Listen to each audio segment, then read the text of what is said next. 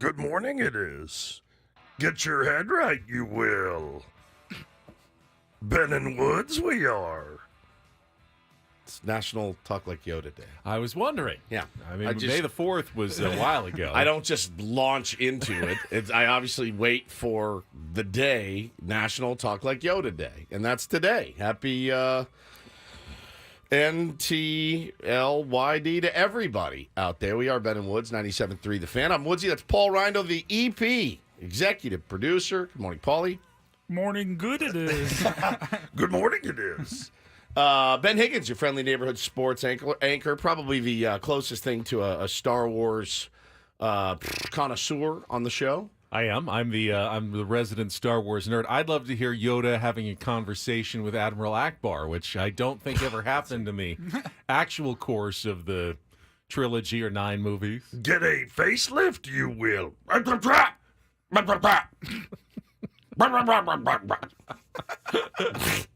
A guy has those jowls. My greatest fear in Phil life. Henry over here. My greatest fear in life is one day waking up in the mirror and looking like Admiral Akbar with the skin that just, drags down and is loose. But the only thing worse is when you get older and you clearly have tightened up your skin. It doesn't too matter. Who much, and you look cares? like the Jack Nicholson's Listen, Joker. It's Batman. it's a needle that we all must thread. I would rather be seen and somebody go, ooh, he must have had some work done, than, oh my God, look at that guy's jowls on his face. Like, I'm not going to go crazy with it. Jerry Jones over here is ready to stay young into his mid-80s. Listen, I'm going to fight it. I'm not going to fight it with every inch of my being. Like, I'm not going to dye my hair and things like that, Benny. But, I mean, I don't want to be walking around looking like, at Bo's high school graduation, like, dude, your dad has jowls that, like, hang over the side of his jaw. I don't want that, man. I don't want it for him. I mean, it's a thing. It's really a thing. It's not only about you. When you have kids, it's about your kids. And I had one of those moments yesterday at Field Day. They did Field Day at Bo's kindergarten yesterday. So I went out and volunteered, and it was awesome. We got the class out and said hello and got them all out to the field, and they had little lanes set up and ribbons and the finish lines and stuff like that. So the kids all ran. They did potato sack races. They did egg races, bubble races. It was awesome. They're having a ball. My son loves to compete more than anything in the world. He competes on who got out of the shower faster, who got their underwear on quicker. Oh, my socks are on faster. Look at me. I got my everything is a competition. Where the hell I have no could idea. he have gotten that I have from? no idea whatsoever. Maybe his mother, Paulie. I have no clue. I don't know. He's the most competitive human alive. So the guy that's like running the show says, hey, I'd like to, let's get the parents out here and do a parent race. I went, oh, my God. Now, if anybody knows me, has ever played ball with me or anything, I'm not what you would call fleet of foot.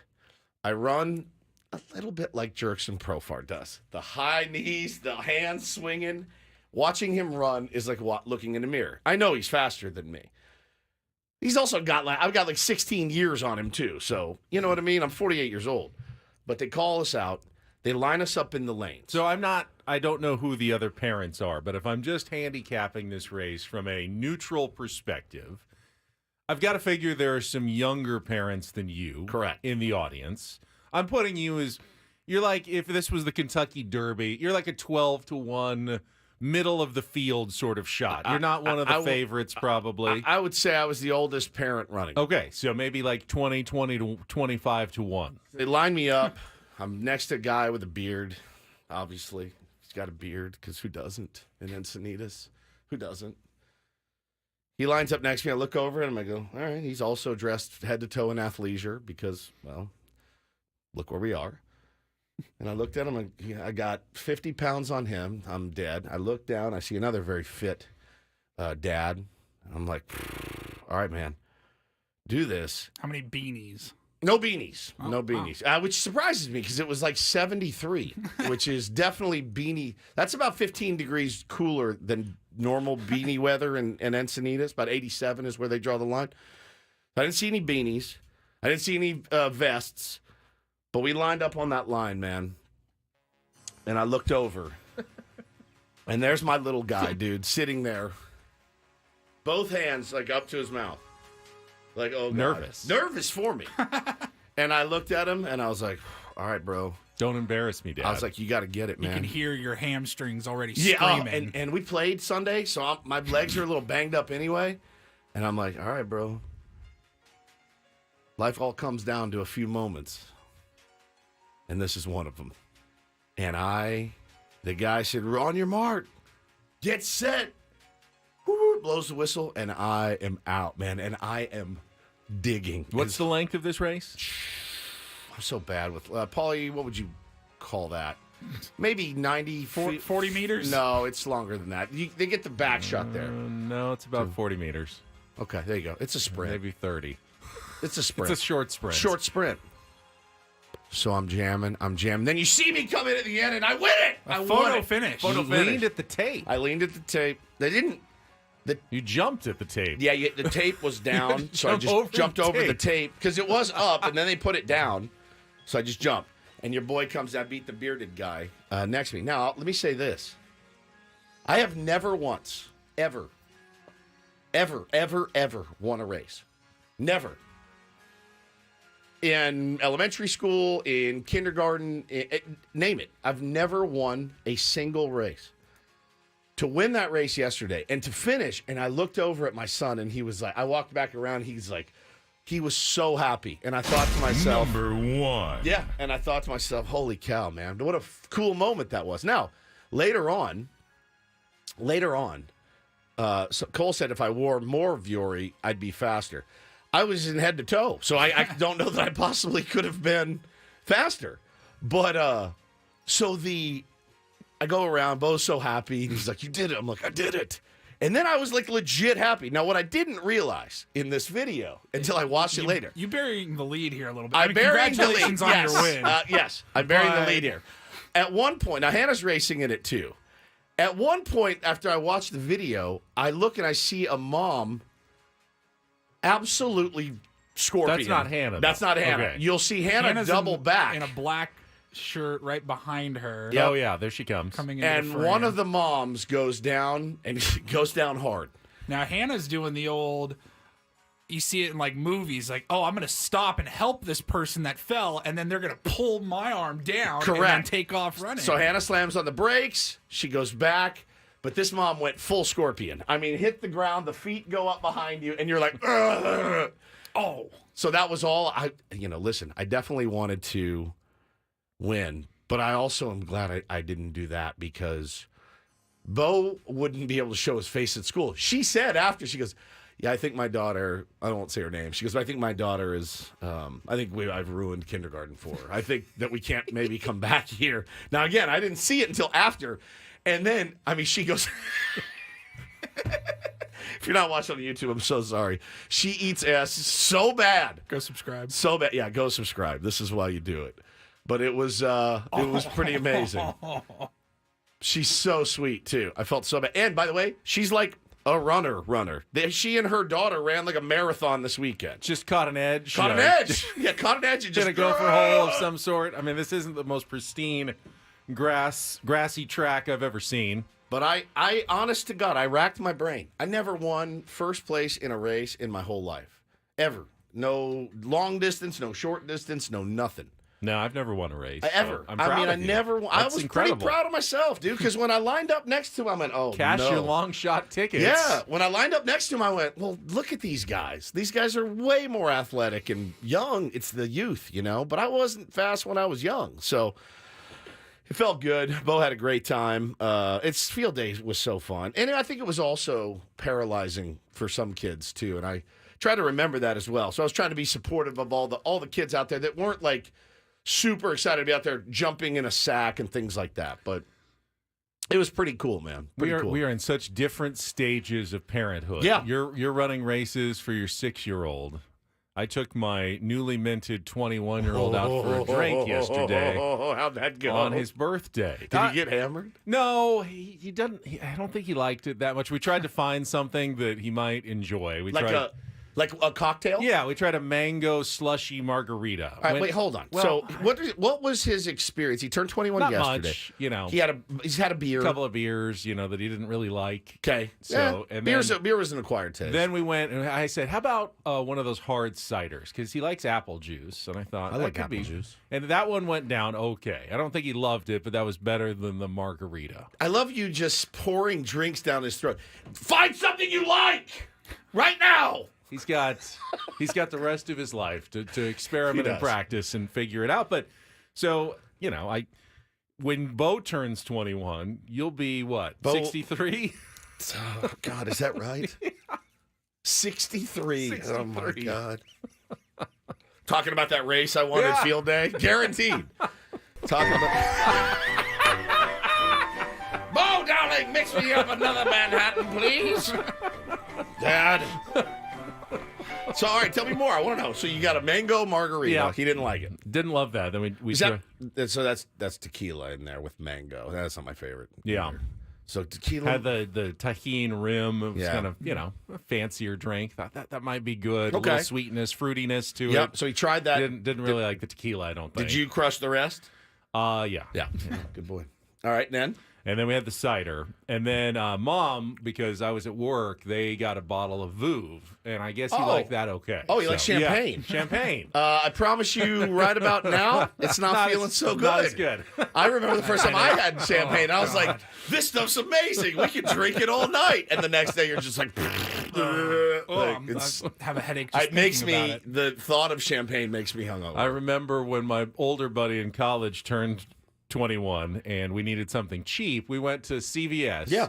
They had 3 bottles of champagne for $9 yeah, deal. crush it. Drank Freshenet that. or something. That was as sick as I think all of us had ever been at Yeah. that point. So I'm trying to think of like the first thing I ever got absolutely bombed on was vodka. Stupid vodka poppers. You remember those?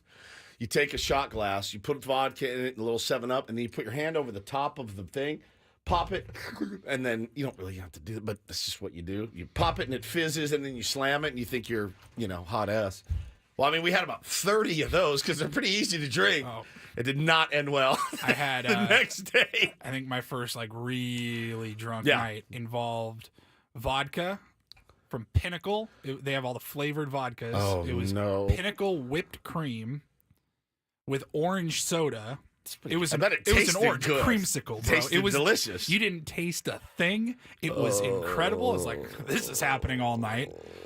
Did not end well for No, the it boy. doesn't. Oh, my Yeah, God. so he probably also learned a little lesson too. If you mix cider and you mix champagne, probably didn't drink a lot of the margarita, so it'll probably be okay. The sugar is what really murders you. It just murders you. That was my next day. first blackout. I didn't know. Yeah. I just didn't know about mixing types of alcohol Yeah. together. And Yeah. my buddy won this open bar downtown, invited a bunch of us. It was all you can drink. And you just start And ordering stuff. I was doing whiskey and cokes. Then they ran out of whiskeys. I'm like, I'll do a rum and coke. Give me a Harvey Wallbanger. Give me a Holy Singapore crap. slut. I think Singapore you have to sling. follow Sorry. that old mantra. Then I don't think it's scientifically proven, but liquor before beer in the clear. Never fear. Beer before liquor. Never sicker. It's all That's what they say. It's all garbage after a while, man. The older you get, it's all garbage. Anything you drink, you're like, nope, not agreeing with me. That's awesome, though. It's fun to toast your 21-year-old. Yeah, Bo will. I'm sure he'll wait till he's 21, knowing the kind of personality that he is. He is a good self-regulator, so he actually may. He's a very good self-regulator, but he's also 6, so we'll see. There's plenty of time for him to turn into an even bigger turd, but it was a great day yesterday. So much fun, and obviously, Padres win a game yesterday, lose a game yesterday, but I'm not sad about it at all, not even in the slightest. That was one hell of a series they just played in Atlanta. We will set the menu for the Tuesday program coming up next. I will say we have a newly minted major champion. Now, that's the second time you've said newly minted in the last 5 minutes. That's true. Which is very newly odd. minted 21-year-old and is newly this- minted major champion. Is this a new bit? All right, it's the newly minted Ben and Woods. We'll be right back to test the newly minted menu. Traffic with Kelly newly minted Kelly Danik. Danik. All that newly minted traffic out there on a Tuesday morning on San Diego's #1 sports station. Newly minted, number Newly one minted, sports number one, station, 97.3 The Fan.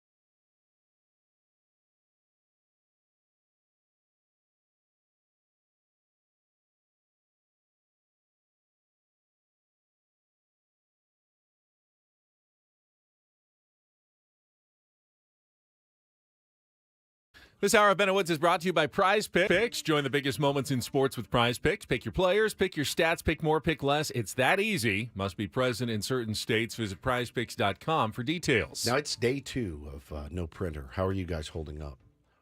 Okay, managing with the digital copy of the rundown that Paulie gives us every day. I know it throws you off a little bit to have to look at your screen and toggle between different tabs. Yeah, it does. It does. Don't you like having the... Sure, You but run it through your fingers. I'll pretend. Occasionally we're on remote and don't have access to a printer, so it's something that I've learned to deal with. Yeah. And it's okay. We'll be okay. I just wonder. We're going to move California forward. I just wonder. I mean, I don't see anybody over there like working on it with wrenches and stuff. The Konica repairman is not here yet at 6:24 in the morning. All day yesterday too. So. It's all right.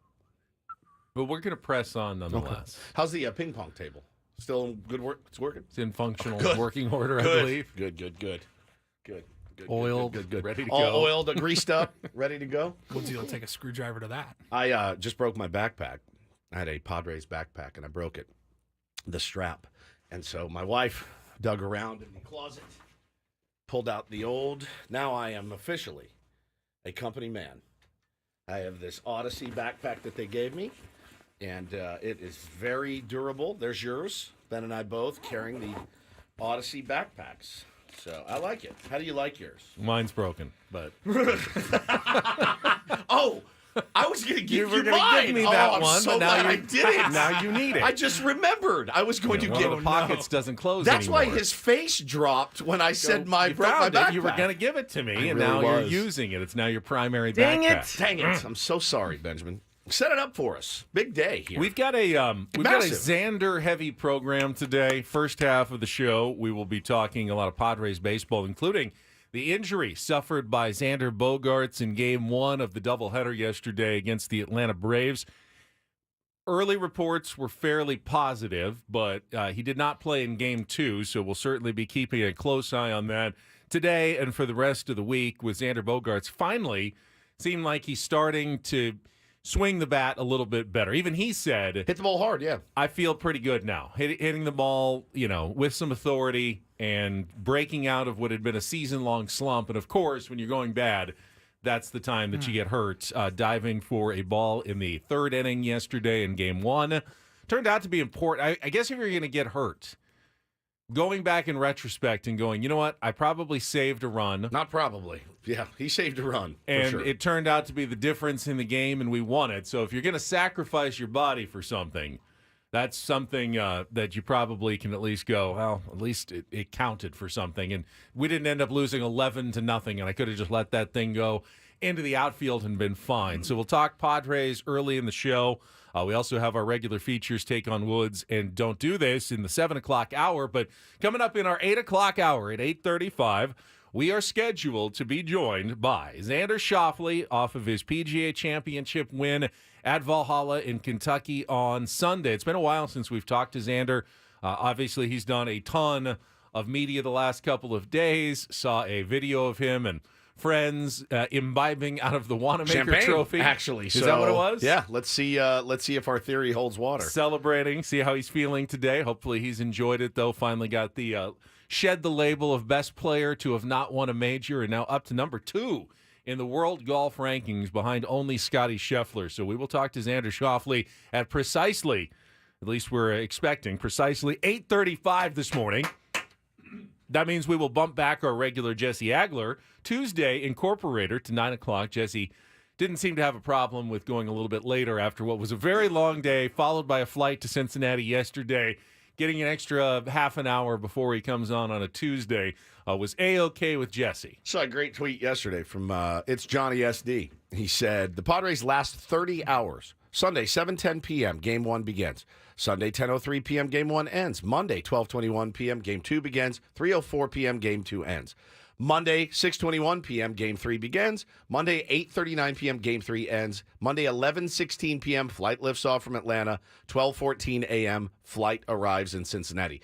That's a very busy 30 hours for a baseball team. So They've been under it and on it a little bit the last few days.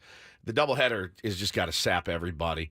And now with Xander being out, you're gonna have to make some moves and figure out who's gonna plug that hole, Benny. And I'll tell you, man, when he went down yesterday, I was super bummed. I really was. It hurt me to my core when I saw him go down and scream and wince in pain. I know he hasn't gotten off to the best start this season, but like you said, he's coming out of it. It was a hell of a play he made. It really was a hell of a play he made. And I like seeing my guys on the field. I really do. And it's a time for somebody else to step up. But I think Luis Arraez stepped up in game 2 and played a pretty interesting and good second base for the most part. A lot of sharp balls hit at him. He really did. He really did. In that game, and he acquitted himself very well. I mean, that's the position he's played more often than any other. So you certainly have a second baseman you can plug in there, but then you just have a designated hitter issue possibly as well. You get Manny off of his feet again, but maybe once or twice. David Peralta, maybe that signing is. And you've got Donovan Solano, although he's better against lefties. So we'll talk about it. The good news was the imaging done on Xander's shoulder after the game was negative, or during the game was negative, which means no visible damage, at least. That now, not every scan shows every possible bit of damage, so that's not a 100% clean bill of health. You're good to go. But the other good part that Mike Schultz said, he had some strength, range of motion. Yeah. Wasn't just completely separated locked up or separated. They, so far, cross your fingers, so good. Don't know whether that means Xander is, out for a couple of days and they won't need to put him on the injured list. He could be back today. They may still need to put him on the IL. I think we'll get a lot more clarity when Mike Schultz speaks pregame today in Cincinnati before the opener to the 3-game series. Well, listen, man, the one thing I was really happy about is it wasn't his wrist. At first when he dove, I went, oh my God, he rolled over on that wrist and he's done. He's done. He's had. I wasn't sure it was the left or the right as he went down. I mean, both kind of hit the ground pretty hard. But when Tatis came running, Tatis put his hands on his knees and put his head down. I mean, these guys know, they know. Oh, yeah. Tatis had one play later in the game where he ran into the wall, and I'm looking at this going, get the hell out of here. Get out of Atlanta right now. Take your 3 or 4 and beat it and get on to Cincinnati. And that's exactly what they did. Well, it was a series win. We will go back through the doubleheader, get you your Padres wrap-up, and talk about both games coming up, starting in our next segment. So don't go anywhere. More Ben and Woods coming up on San Diego's #1 sports station, 97.3 The Fan.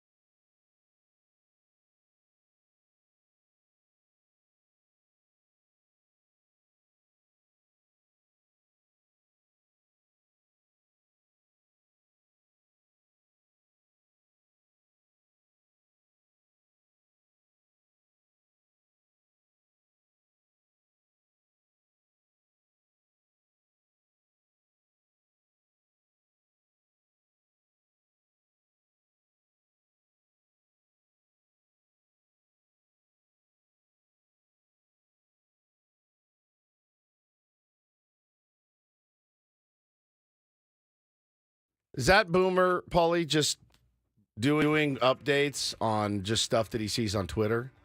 I think so. What was the thing? He just said... That last one, the only reason I say that is it had nothing to do with anything currently really happening in sports. He listed the 15 NBA players by name, and then he goes, what do they all have in common? They're the top 15... They're the top 15 highest paid players in the NBA, but only one of them has made a Final Four. Rudy Gobert. That's his update. I'm Boomer Esiason. I'm like, who? What? It's fun to just go through Twitter, and you can just read stuff that's on Twitter, and you don't have to, like, do any work. So I could, like, scroll my Twitter and be like, Woodsy, you got an update? I'm like, all right. A flawless resume and polished cover letter are critical for anyone looking to take the next step in their career. Put the finishing touches on yours with Quillbot's AI writing tools. I'm Stephen Woods, 97.3 The Fan. Top 69 action movies, a thread. Happy birthday to Mr. T, who turned 72 today. The birthday bit's my favorite. My absolute favorite from By the way, it is him. Mr. T's birthday, so. Happy birthday to former Brave slugger David Justice. I'm Boomer Esiason. Esiason? Yeah, he's in give up mode right now. It happens. Happy 44th birthday to Gautier. It's all deadly, my friends. Judge Reinhold's All right. birthday. Judge Reinhold's birthday? It is Judge Reinhold's birthday. Love Judge Beverly Hills Reinhold. Cop, Judge Reinhold. Hi, Brad. Big E would have been 52 today.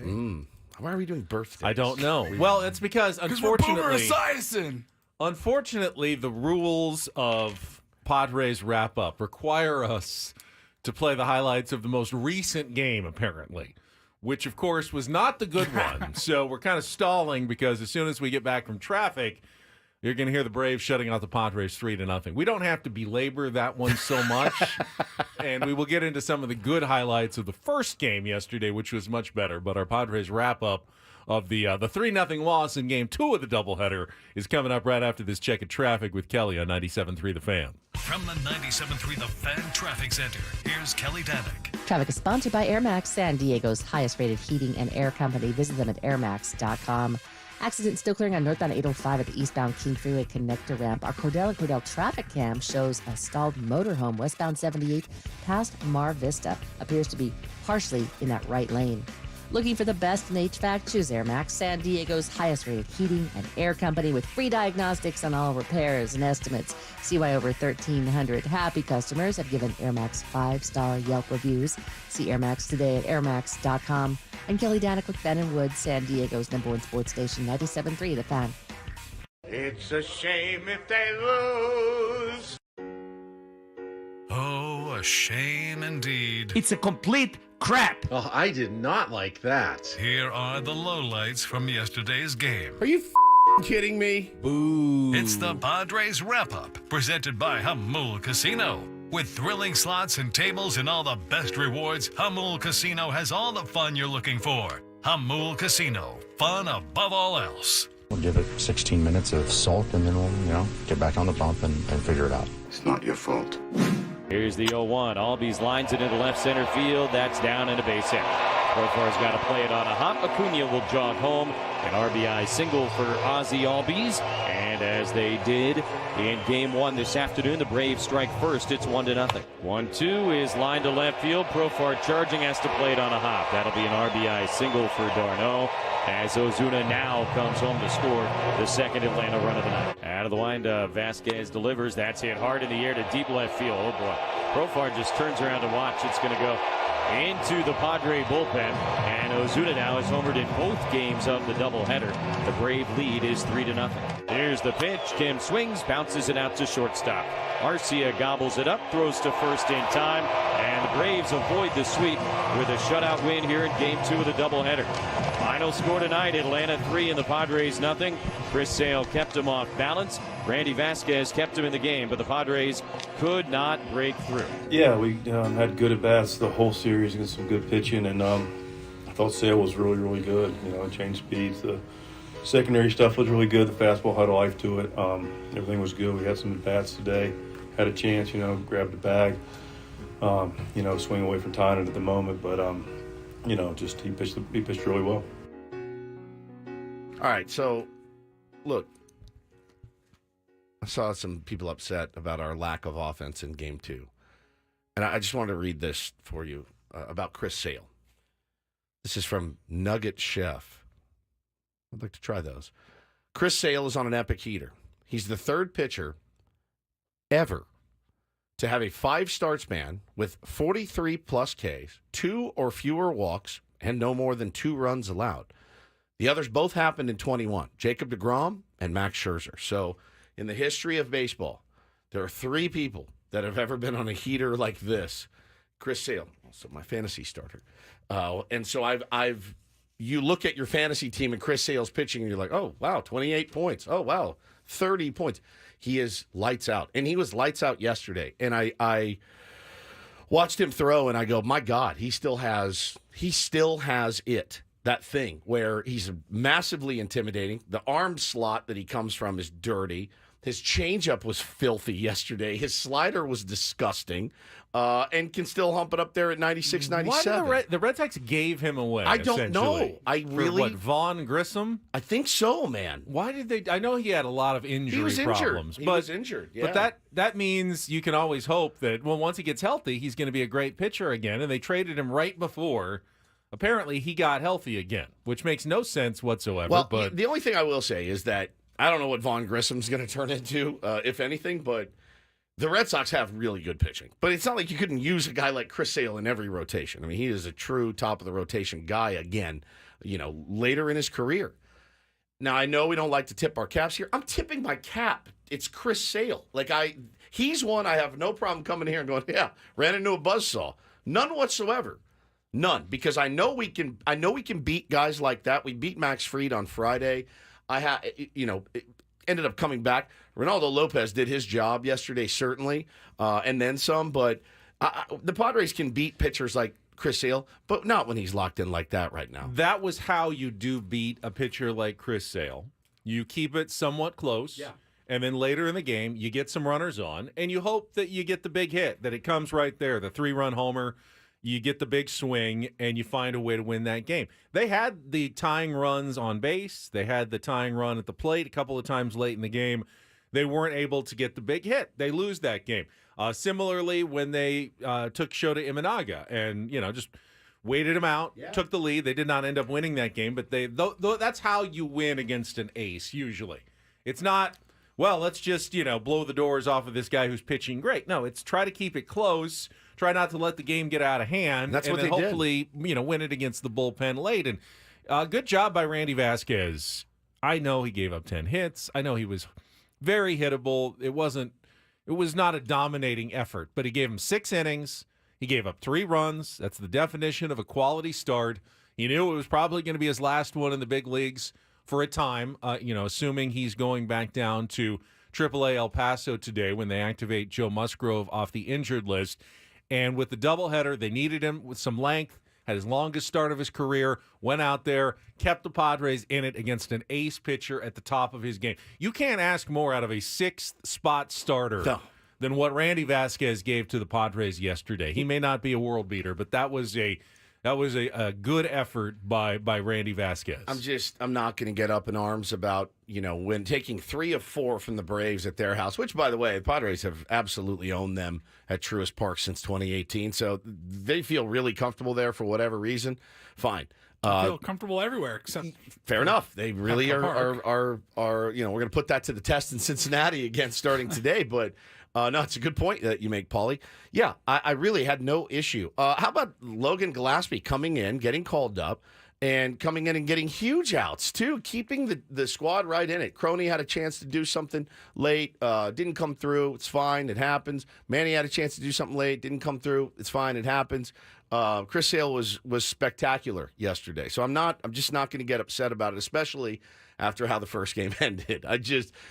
Yesterday was such a big fat bowl of gravy to me, the second game. Just a big trough. We don't complain about series wins. I do not complain about taking 3 of 4 from the Atlanta Braves. I just don't. Yeah, and they take the series. It's their 5th series won in their past 6. Yeah. So, it's been consistent outside of the 3 games against the Rockies. It's been good, consistent play for nearly a month now. The other thing, too, you guys felt it. I know you did.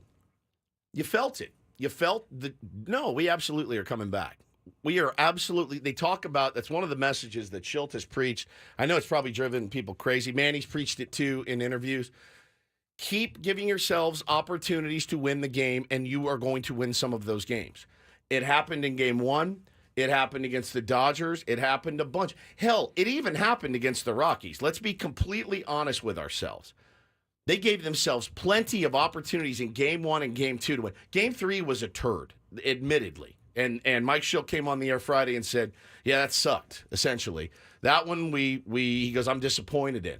Game 1, game 2, you gave yourself opportunities to win the game. Last year's team, they don't even do that. There's no late rallies. There's no late push. There's no chance. They're not working The ABs. general problem is obviously falling behind too often. That's it. That's the thing. That's what's been killing them. And you always point to starting pitching when that happens, and clearly it's been an issue. It's just the inconsistency. They've all had good starts, everybody in the Padres starting rotation. Sometimes it's 1, sometimes it's 2, then they have a bad one.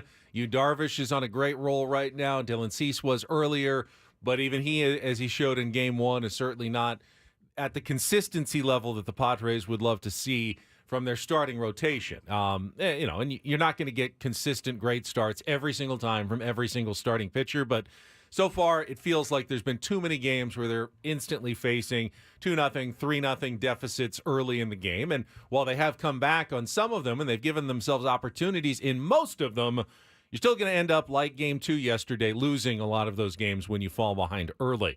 I mean, they're swing away. They're a swing away in the 8th. Swing away. They're absolutely a swing away in that game. So it's not there.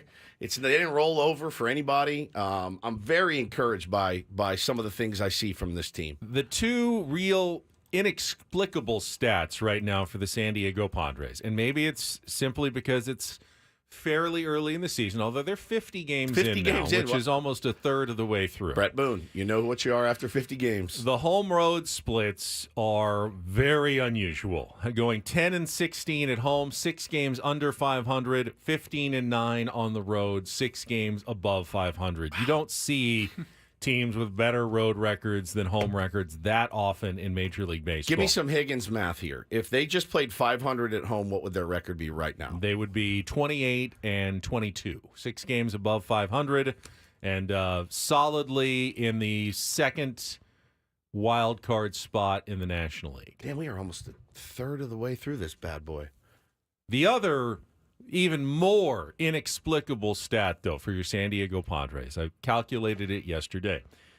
So they have played a total of 16 series so far this year. 8 of them have been against teams that currently have winning records. 8 of them have been against teams that currently have losing records. So you've played a real nice mix. You're 500, so you've played 8 teams that you should be better than, 8 teams that have been better than you. Against the 8 teams that have winning records, the Padres in those series have 6 series wins, 1 series loss, and 1 series tie.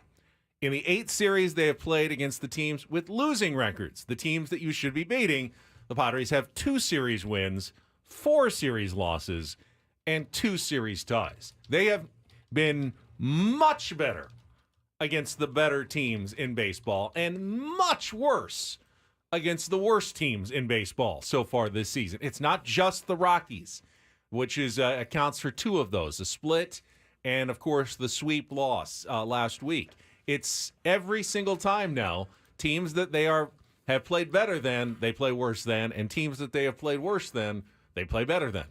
Doesn't make any sense at all. Yeah, it really doesn't. It doesn't. And I think, you're going to hear, what you're going to hear, though, is, we played down to our competition. Okay. I mean, I guess the record would bear that out, yes. Like, the record says that that's what you do. So until you can flip it. Stop doing that. So, yeah, it's pretty simple, guys. Just stop doing that. Simply stop doing it. Simply stop. If I were them, I would simply stop losing to bad teams. It's just that easy, right? So I know it's not that simple. But, yeah, man, those are the kind of things that you lament. Right? Those are the ones that you sit on the front porch and scratch your chin and go, if only. Son of a bitch. If only they had. Now, that's the question. It's not the home road split. If only they had played 500 at ball home. If they had just played 500 ball against the teams with losing records like the Cardinals, the Rockies, the Giants, the Reds, the Blue Jays, they'd be about 10 games above 500 at this point. Just 500 ball against the bad teams. That's right. That's right. They'd be cruising at this point, off to a fantastic start this year. All you'd have to be is mediocre against the worst teams. Now, you want to have a winning record against those teams. Those are the teams you're supposed to make hay against. You're supposed to have a winning record against those clubs. If you had just been 500, I think the Padres would be maybe 29-21 right now. If they had just played average, mediocre ball against the lower level teams through the first 50 games. And like I said, those are the things that I think make this fan base the most insane. And I count me right there along with you guys. I mean, there's no reason for that. I mean, you are better. You're better than these guys, and until you can flip that script, I think people will give you the label of you play down to your competition. And again, that's going to be put to the test this week against Cincinnati. And it'll be put to the test again. A team that has not been playing well. They've dropped to last place in the NL Central. Yep. You already did take 2 out of 3. It's one of the 2 series that you've won against a team with a current losing record. But can you do it again? You're on the road. You should be able to. We'll see. Yeah. It's there's a lot to think about with this team, and until you flip that narrative, man, that's what the narrative is going to be: is that you can't win home ball games and you can't beat bad teams. Those feel like a couple of things that should just be there. Like that should be expected to be at least be 500 against bad teams. We're not asking for 750. It'd be disappointing to be 500 against those teams. It That's would not be. good. 500 isn't good enough. In a normal season, yeah, you'd be bummed if you finished 500 against bad teams. So, I mean, and right now, what's their record against bad teams? They are 4 games under 500. 4 games under 500. Yeah. Yeah. So, I mean, this is where a nice sweep would really help you for a lot of reasons. It would. We'll see. All right. When we come back, I want to start talking about the early game. That was the exciting and fun one, the come-from-behind victory, the new setup man for your San Diego Padres as well. All coming up next year on 97.3 Fan.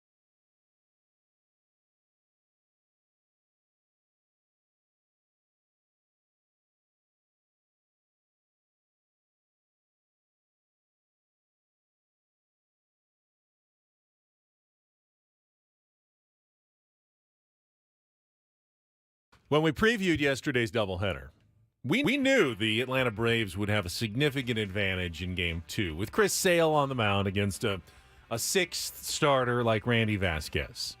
So we knew the Padres really had to target Game 1 as the one you want to make sure you get that first one. And it did not start well for your San Diego Padres yesterday. It was the kind of game that on social media, fans were kind of throwing in the towel fairly early on a long day. I almost took a nap. I didn't, but I almost did. It was understandable when you put your most dominant pitcher on the mound in Dylan Cease, and he gets roughed up for 9 hits, 5 earned runs, 3 walks, 2 home runs in 4 innings, and the team falls behind 5-0 against Reynaldo Lopez, who is dealing nasty.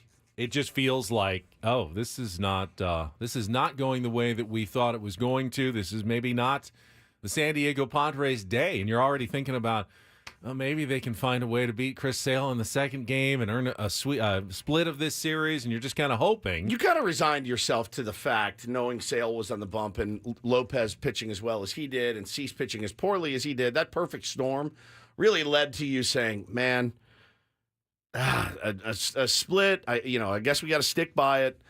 Splitting in Atlanta is probably okay at the end of the day, but man, what a furious comeback. And by the way, the Padres Mike Shildt will never admit it because his team, he's all about, grinding it out and grit and fight and going for it. When he put Logan Gillespie into the game, you mentioned it. This was in Game 1. Unsung hero. In relief of Dylan Cease. It was as close to a white flag as you can fly in a baseball game. Obviously, they didn't give up. No one ever really totally gives up in a baseball game. But when you're taking your 27th roster man, the guy who was only there for that day, wouldn't be in the big leagues otherwise, except for the doubleheader rule that allows you to have an extra player, is not a big league caliber pitcher. I know he's been up there, but at this moment, they consider him to be a AAA pitcher. When you put him in, and the Braves are already up 5-0, that's the white flag of surrender. That is saying we're going to save our better pitchers for Game 2. Yep, let the chips fall where they may. And try to win it there. Yep. And Mike Shildt would never say that, never admit that. But that's the thinking. That's the strategy that's going on. That's you don't have to say it. It's a very legitimate. It's a long season. You save some of your better chips for a better situation when you have a chance to win. Surprise, surprise. Logan Gillespie keeps it at 5-0. Padres get 1 in the 5th on a Jackson Merrill RBI groundout. They get 1 more in the 7th on a Jackson Merrill RBI single. Johnny Brito keeps it right there. So now it's a 3-run game going into the 8th inning, and the Padres put together a rally against the bullpen. And, once you walk the first hitter, and that was probably the cardinal sin that the Braves made in just getting the Padres going, and then a couple of hits strung together, didn't need a long fly. Jake Cronenworth comes through with a 2-run single. 2 strikes, too. Yeah, that was a great at-bat. Piece of hitting, man. And then Manny Machado, the guy who has been slumping, the guy who has come up in a couple of clutch situations, has the opportunity, down 1 with 2 runners on, to do something big. And he did something big. Pitch to Machado, line into left center. That's a base hit. Profar rounding third, going to score easily to tie the game. Cronenworth is being waved. He's on his way. He's going to score. Not only have they tied it, they've come all the way back to go in front. And the Padres now lead it 6-5. A 2-run double for Manny Machado. Clutchado comes through with a big double. That was huge. That was just a huge. I had my head in my hands. I mean, and when he hit it, I can't repeat the volume or the words that I screamed running around my house. It was just me and my wife at home yesterday. And I was so fired up for him because, he's been much maligned this year. And I think, for good reason. He has not swung the bat particularly well. And when he waved at that 0-1 slider, I went, oh, God, here you're about to get 2 more of those. Why that dude threw him a fastball in the zone, I will never know. But Manny absolutely tattooed it to the gap and get you First pitch, too. Yeah, the second pitch. Swung on a slider. And yeah, he pounded it in the gap. Needed it so badly. And it's just such a good A good reminder of what he's capable of when he's locked in, and he's gotten a few hits this series and whatnot. But we need him to be the Manny Machado of 2022, and it's nice to know that it's still in there a little bit. So, obviously, the glove never slumps. The glove is fantastic, and you saw it in the second game with other guys playing third base, with Solano dropping that ball in the tag, with Solano not being able to get to that ball down the line. The ball over his head that Manny probably catches, doesn't have to leave his feet. It's just what he brings with the glove often gets overlooked and taken for granted, even by me, his biggest fan. But when he can contribute with the bat like that, it was so clutch. It was so awesome. So the Padres take the 6-5 lead with the 4-run top of the 8th inning. And a couple of things are true at this point. For the Atlanta Braves, they're now on the verge of an inexcusable loss. 100%. I tweeted it. I said, if I'm a Braves fan, I'm irate at the team not adding on against Logan Gillespie, at letting the Padres stick around in this game and then come back against the bullpen. I am irate, but they still have 2 opportunities to win the game. And that's when Mike Shildt did something, either you could say unexpected, or if you've been paying attention, maybe you did expect it. And we're going to talk about that. First, though, I want to throw out the phone lines because we need a contestant for Take on Woods, which is like 3 minutes away. So if you want to call and get online for the chance to take on Woods for the trip to Las Vegas, 833-288-0973. Call us now, 833-288-0973. All right, what Mike Shildt did was put in Jeremiah Estrada to protect what now is just about the most important one-run lead you've had in a long time. You do not want to now give this game back after you have fought back, knowing you've got Chris Sale to contend with in Game 2 of the doubleheader. You have to lock down this win. That would be a crushing defeat at this point if you give up 2 runs in the 8th or 2 in the 9th. And with the game on the line, he goes with Jeremiah Estrada. The offseason pickup really wasn't talked about much, kind of one of those under-the-radar guys that was cast off from another organization that A.J. Preller saw something in and thought might have a place in the Padres bullpen. Well, he has been fantastic.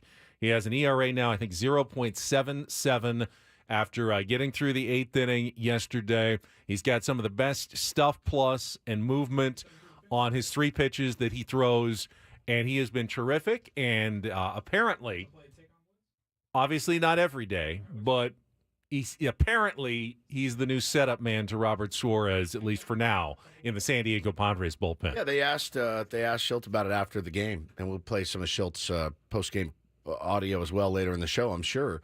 But he said, yeah, I mean, he's earned it too. He said I like the matchups there for him. He said, but he's also earned it, which I like a lot. I feel a lot more confident with him in the 8th than Wandy Peralta. Nothing against Wandy. I just think Jeremiah Estrada's got better stuff. He's got more swing and miss stuff. And Wandy Peralta can get you a ground ball, and there's a lot of guys that's what they're good for. He also gets you a lot of ground balls that go in the hole. Correct. For singles. Yeah, so, exactly. So oh my gosh, I love this team. Sometimes ground balls do find their way through to the outfield, but Jeremiah Estrada can absolutely go in and strike out the side. He's got the stuff to do it, so I love that move. And then, of course, Bobby Fastball's coming in, 7 pitches, game's over. With some help from one of the best catches I've seen by an infielder this season. No we question. will have that highlight for you coming up a little bit later this hour. And when I say that highlight, I mean the Korean call of Ha-Sung Kim's over-the-shoulder catch in the 9th inning. But we'll just do a little tease on that one coming up in a bit. Right now, though, let's get to it. It is time to play Take on Woods.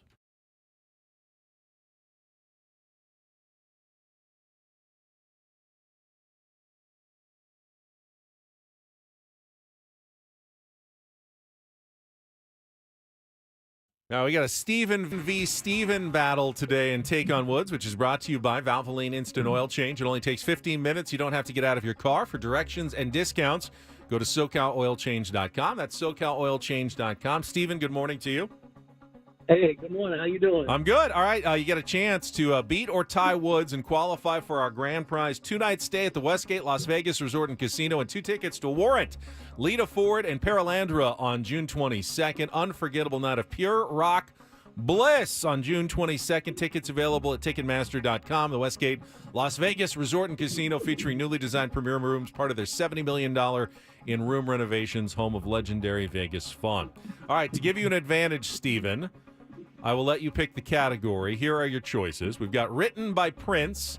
Those are five artists with hits that were actually written by Prince. In a word, Nirvana. Those are one-word Nirvana titles with trivia questions that go with them.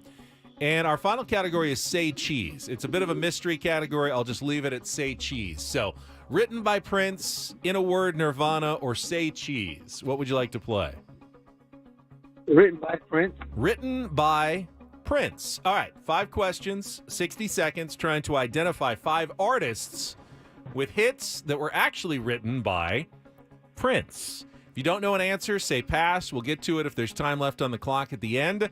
First question's the 2-second song. Paulie's going to play a bit of music. You need to give me the title and the artist to score that point. Steven, are you ready to play? Okay, let's do this. Paulie, you queued up? All right, Paulie's Ready good to to go. go. All right, 60 seconds on the clock. Steven, the category written by Prince. Your time begins when Paul plays the music. Good luck. Let's take on Woods.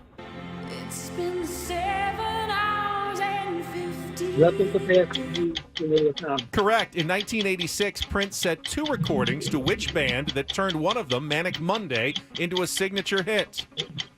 The Bangles? Correct. Which queen of funk became the first R&B artist to have a crossover hit with a rapper when she recorded a cover of Prince's I Feel For You in 1984? Chaka Khan. Correct. Stand Back was a 1985 solo hit for which raspy artist recorded the song with Prince's help after writing it while listening to Little Red Corvette? Pass. Which singer and drummer started collaborating with Prince at the start of her solo career in 1984, producing songs including her signature hit, The Glamour? Correct. Stand Back was a 1985 solo hit for which raspy artist who recorded the song with Prince's help after writing it while listening to Little Red Corvette? Stevie Nicks. Stevie Nicks, and that is Yeah. a 5 for 5. Steven, you are in for the trip to Las Vegas grand prize drawing. Stay on the line. Paulie's going to get all your information during the break. The only question now is whether it is an outright win or a tie.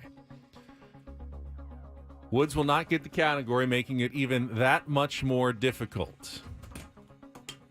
All right, Steven's score is locked in. It's pretty good. 60 seconds on the clock. Your time begins when Paul plays the music. Good luck, Woods. Let's take on Steven.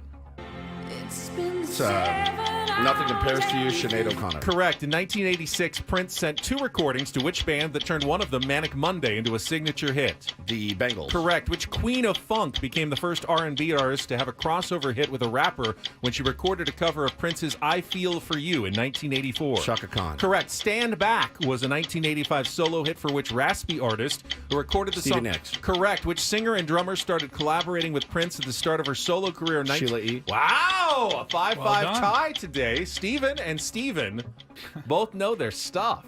Spent my entire weekend listening to Prince. Yeah, Literally all written of by it. Prince was that category. Yeah. So you it's That been was- on the board for a few days. But was in a you were well prepared for it. Deep Prince rabbit hole. over the Steven was weekend. as well. He is into Good the rabbit hole to drawing. go down. Yeah, it is. And Yeah, it is. I had no idea that that Shaka Khan song was actually Yeah. a Prince song. I feel for you. Such Shaka a Khan. jam. Shaka Shaka Khan. Khan. Shaka Khan, Shaka let Khan. me rock you. Let me move you, Shaka Khan. Let me rock you. It's all I want to no do, idea Shaka on Khan. that one. Great job, both of you today. Good job, a Steven. well-played game of Take on Woods. Whew. It was a toughie. Not really. All right, Don't Do This is coming up next. Oh, man. Former big league pitcher had a rough day yesterday. Ooh. I saw that It one. was, it's like my second biggest fear as a parent that things like this will happen. And maybe one of the cooler prom invitations you're going to see involving a big-time Major League Promposal. Baseball A star. promposal. That's what they call them. Yes.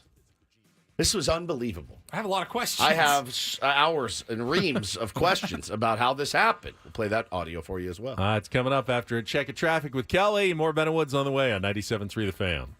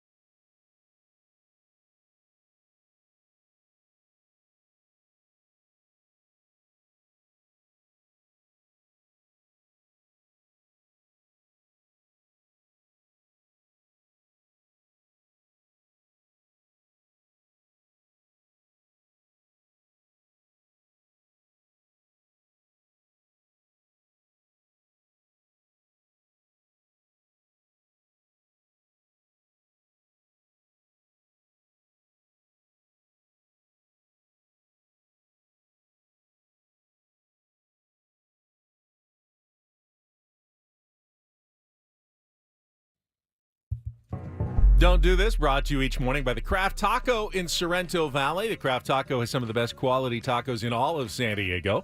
Go to thecrafttaco.com. Take a look at their happy hour specials today. Thecrafttaco.com. And we'll get started. I'll admit, I don't remember this guy in the big leagues. I don't either. Gnarly story, nonetheless. Parents out there, be vigilant. Be as vigilant as you can possibly be. There are millions of creeps, and they're everywhere. And you don't want to scare your kids, but they have to be aware that there are people out like this. I mean, I follow a couple of Twitter pages that basically dedicate their lives to outing these predators of children. And I'll find myself doom scrolling it for hours and hyper vigilant to it with two kids. But former Boston Red Sox pitcher Austin Maddox was arrested in an underage sex sting after he got caught trying to meet up with a 14-year-old girl. One of 28 people arrested in the sting in Florida was seen trying to enter a home. Police officers had set the trap. They were inside the door. There's video of it. They just come out and just tackle him, get him on the ground. Slapped with 4 felony counts, including traveling to meet after using a computer to solicit a child. Listen to this. After finding out the girl he thought he was messaging was 14, Maddox allegedly said, "That's young, baby. I get in trouble for that. You can't even drive. You going to stay with me all night?" He then agreed to meet up with the girl where he was arrested. They let him bond out. I don't know if he's out, but they gave him bail, $300,000 bond. It says he's being held, so maybe he's not out of jail yet. But you're done. You're done. They have video of the sting pretty clearly. Yeah, the sting is pretty. There's 6 cops that are waiting inside. There's video outside of him approaching the door. And then there's video inside of the cops looking like basically a defensive line and linebackers about to rush the quarterback through the door, and they just take off as soon as the door opens. Guys has no idea what hit him. I just try to tell my kids all the time, just trust no one. And if you're a parent and your kids are online and stuff, just got to be extra vigilant. I don't want to get on a soapbox or anything, but I would hate for that to happen to you or your kids or anything like that. So, it's everywhere. It's everywhere. It's so disturbing, dude. Throw them to the dogs, man. Seriously, we don't need that guy around. He doesn't need to be around. He doesn't need to be bonded out. Doesn't need, this is the time that he got caught. Was it his first time he ever attempted it? Who knows? But I watched it and it just makes my stomach churn when I see it.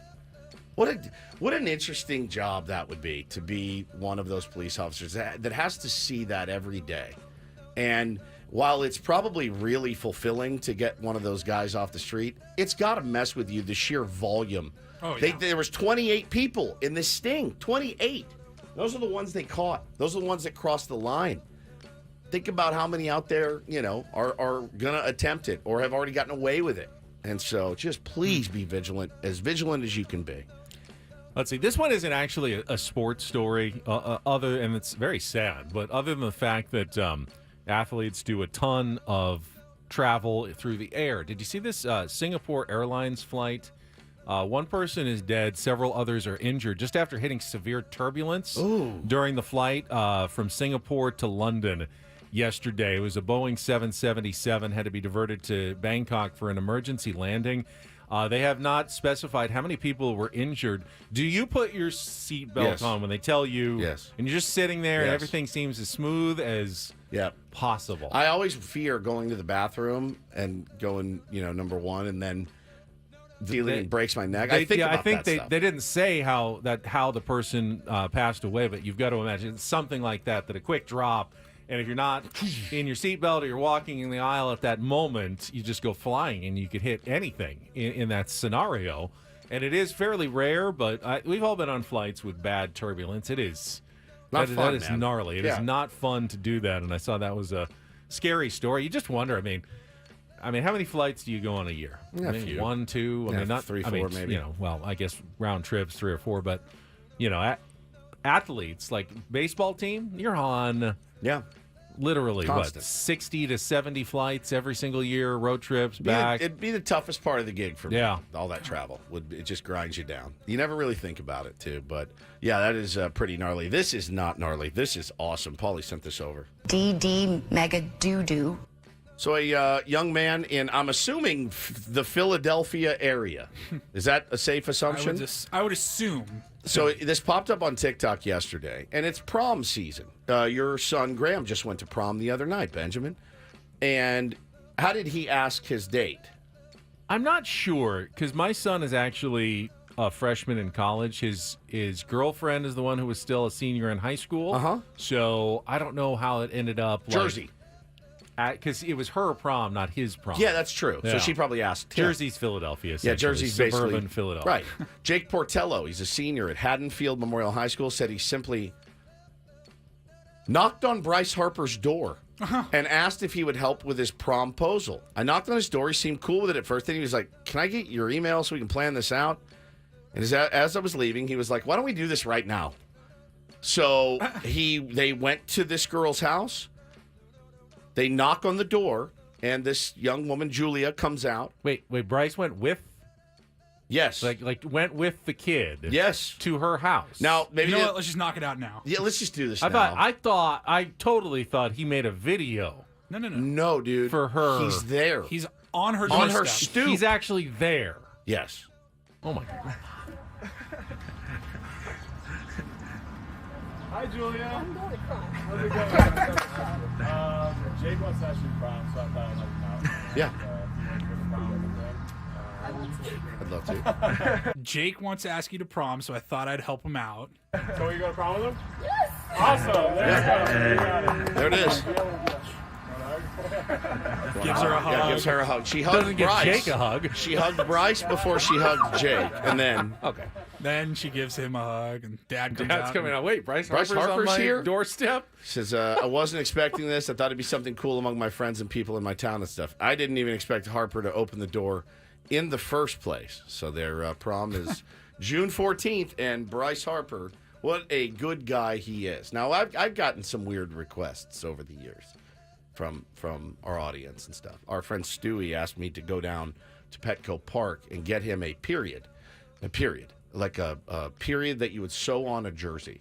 A dot. A dot. Like Tatis Jr. Yeah, period. and the jersey was missing the period after junior. And he said, "Hey, if you're down there, will you grab me a period?" And I said, No, I won't. I'm sorry. Does that make me a bad person? No. I didn't think so, but But it does instantly make I Bryce felt Harper bad. a pretty awesome person to do this. Now, if again, he said, "Hey, next time you go to Citizens Bank, will you go to the storeroom and grab me a period for my jersey?" Bryce would be like, "Why don't you go F yourself? How about that?" This does open the door, though. Oh, it does. Now, people are going to be knocking on his door. Well, and it, I mean, Manny lives down the street. Yeah. It's going to be knocked. Don't be knocked. You can't just go knocking on famous people's doors and asking them for favors all the time. That's such I'll a take it a step further. Don't knock on anyone's door. That's a good point, I too, think Paul. that's, yeah. If you know a famous person lives there, maybe you don't knock on the door. It's very... Look, it worked out cool, and Bryce was cool about it, but that could have gone sideways real fast. And that's actually kind of scary for Bryce Harper when some Hi, kid's Bryce. knocking on his I'm door. Jake. I was wondering, could you help me with my prom proposal, and can I also show you the path to peace and enlightenment? Yes, exactly. Also, can we talk about your bat path lately? Because that's been... You need more spine tilt. Bryce going to have a security gate installed by the weekend. Yeah, I mean, 100%. I mean, I get it. Chris says the kids are all rich living in Bryce's neighborhood. Yeah, 100%. But it doesn't mean... It's not any less annoying It's not when a any rich less- person knocks on your door. Yeah, don't knock on anybody's door, ever. Unless they know you're coming. Don't drop in on anybody. Anyone. I don't even like the guy that knocks on my door. Hey, we're installing solar panels in your neighborhood. Yeah, Jeffrey says, so 2 stories about If a baseball famous players knocking person, on teenagers' if a famous doors. person moves next door to you, do you invite them over for dinner, or do No. you just leave them alone? Leave them alone. Say hi. Like in the yard next door? Yeah. How you doing? Yeah, how are you? I have a famous person that lives a few houses down from me. Oh. I see him, I wave. I thought you were the famous person that lived a few houses down from people. I can never quite reach the most famous in my neighborhood because of my Someone neighbor. else. Yeah. Sucks. Like my high school. Can't be the most famous person in my high school. Chip Gaines is from my high school. Post Malone went to my high school. So I'm way down the list. That is Don't and Do This for Tuesday. That was Don't Do This with Ben and Woods on 97.3 The Fan. All right, you thought the home run calls for Ha-Sung Kim and Korean were good. Wait until you hear the over-the-shoulder catch in the 9th inning of Game 1 yesterday. We'll have that audio for you and more. Coming up, don't forget Xander Schauffele, an hour from now. PGA champion's going to be live with us here on Ben and Woods, San Diego's #1 sports station, 97.3 The Fan.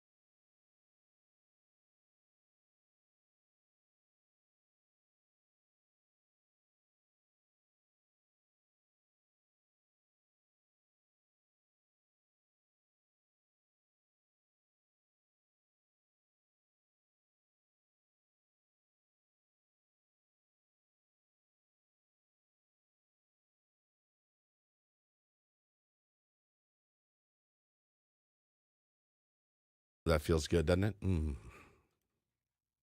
Some of you can't hear that in the chat, so sorry. That's just a song. For those who can, what are we listening to? That's the Sacred Souls, the Sacred Souls from San Diego. The Sacred Souls.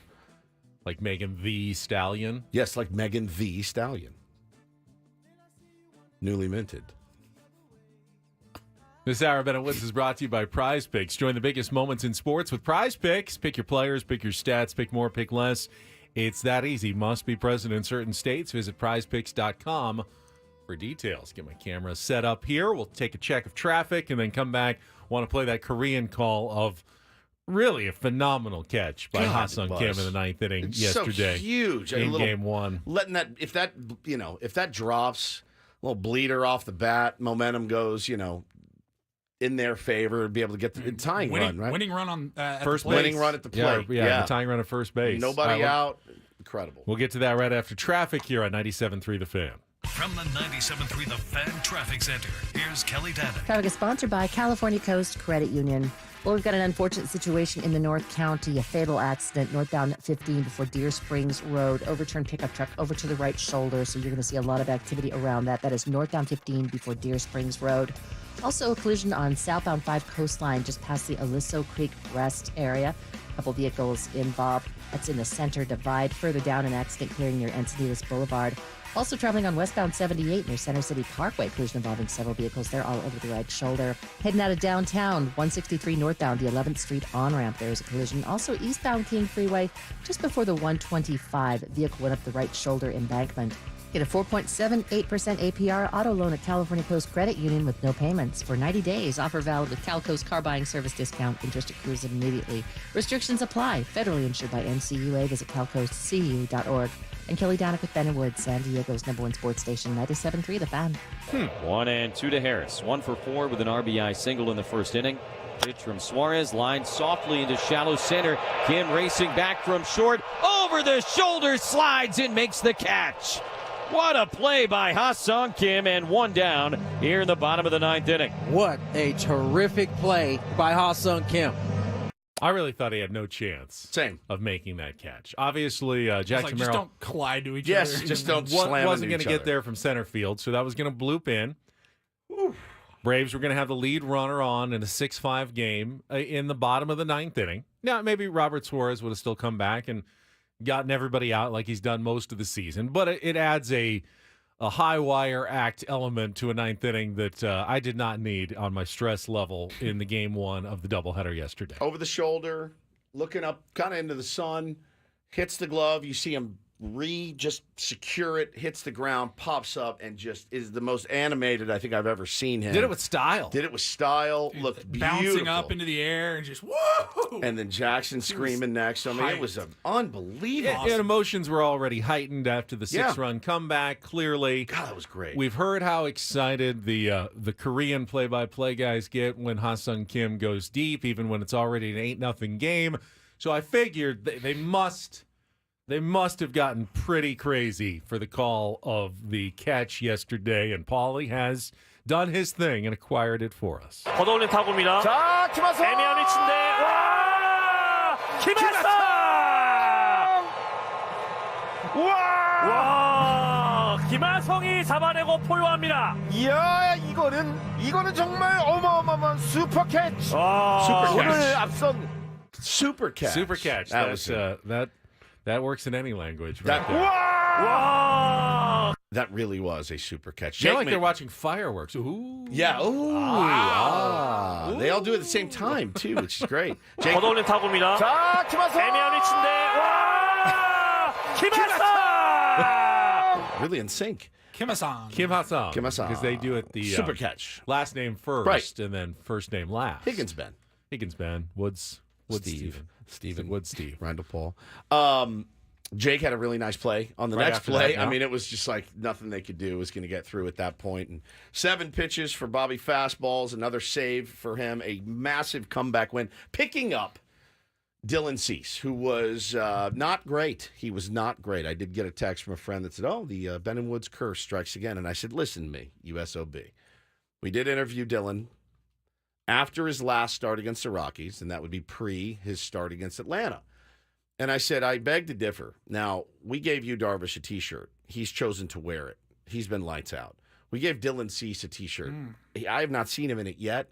And, this is what can happen when things like when you maybe don't lean into it. So maybe if somebody wants to get that message to him, throw that on. We're not making threats here. We're No, just it's not a threat. spitting facts. I mean, if you want to go 7 shutout innings in your next start, okay. Jackson Merrill wore his shirt. Sure did. Boy, what a season he's having. Pretty good start to the year. So It's probably a case of overthinking stuff, but there was a lot made of the Dylan Cease returning home to the Atlanta area. Is Had he a lot from Atlanta? Yeah, a lot of friends and Why family. did I think he was from California? At the game. He did? Yeah, or he lives there. He hosted players like at his house, I think. I feel like you're just making stuff up. Over No, the I heard about weekend. the honey. Yeah, The and honey. he brought honey in for everyone that his He's dad from Milton, Georgia. dad harvested. All right. That makes a little bit more sense. I missed the background. It doesn't explain necessarily pitching bad. There's no rule that says just because you're home you have to be overhyped and pitch poorly. But I did hear Jesse even mention that in the first inning, maybe some extra adrenaline. Yeah, extra nerves. Not helping him get off to a great start.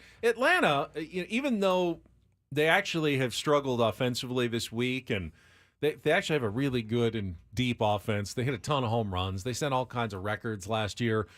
It's a tough lineup to face, even if it's not clicking on all cylinders. 100%. So you can't just simply go, well, Dylan was off his game. Well, Dylan was 3 walks for him. He couldn't. It's not totally. He walks 3 guys sometimes. Yeah, he does. But he couldn't locate. Yeah. The location was off. Just wasn't landing his pitches. And again, you could tell visibly frustrated. Probably, I would say, the most visibly frustrated that we've seen this year. And Ruben came out to try to calm him down. But, yeah, man, just listen, not a great day in the big leagues. His team picked him up, and that's incredible. And I know he's feeling phenomenal about that, that they were able to come in and get a bunch of runs and get him off the hook. Nobody wants to hold that L. Needing to be that stopper and that game that you feel like you should win. You roll your A team out there, and nobody wants to go out and give up 5 runs in 6 innings or whatever. And he was great. He pitched, he didn't pitch great, but it was great that the team was able to pick him up. The upside of taking 3 of 4 from the Braves, of course, in a part of just winning another series, is that the Braves will come back to Petco Park in July. Padres only need to win one more time to clinch the season series again against the Atlanta Braves. Remember, they won the season series last year as well, but they already have the season series win over the Cubs because they're done with their games against the Cubs. Get one more win against the Braves. Those are the 2 teams right now that are first and second in the National League wild card race. Padres right now are in third with the 500 record, but that could change, over the course of the summer. You may be battling against those teams either for a playoff spot or playoff seeding, home field in the first round.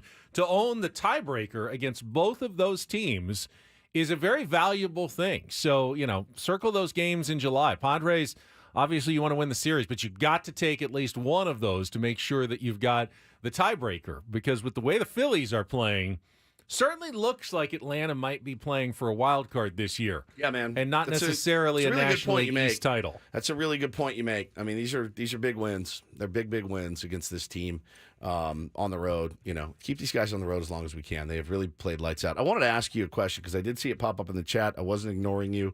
I believe it was Abraham when he asked earlier about Jackson Merrill sitting for Game 2. And I think I said last week on the roundtable, I want Jackson Merrill and Luis Ariz in the lineup at every opportunity that they can. Now, again, let's submit that we don't know everything that there is to know. Jackson Merrill did miss a couple of games. I will accept your submission. Thank you very much. That we don't know everything. Correct. And we don't know the logic or reasoning. Paul, you second that as well? We don't know everything. Other than he's a rookie and he's never played, they want to it seems counterproductive to say, well, yeah, he's a rookie. He's young. He can handle the grind of a long season, right? He can handle. But if you're going to sit him, you sit him against Chris Sale, even though I feel like he probably could have scratched out a couple of knocks because he gives you like the second best AB on the team. Maybe the first sometimes. You do have to be fluid in your evaluation. At the start of the season, I remember Mike Schultz saying, yeah, we're not going to press him too much. He's, we already pressed him to be in the big leagues at age 20 to start the year, now 21 years old. we're not going to overly press him, overly tax him. We want to put him in good situations and not, put him against the toughest necessarily lefties, so he's going to struggle. That being said, you're right, Woods. He puts together good at-bats. Both sides of the mound, whoever he's facing, he's putting together good at-bats. Basically sparked that comeback. He certainly earned the opportunity to be in the lineup as often as possible. And while Luis Arraez has been in there every day since we talked about it, I don't think he has missed a game.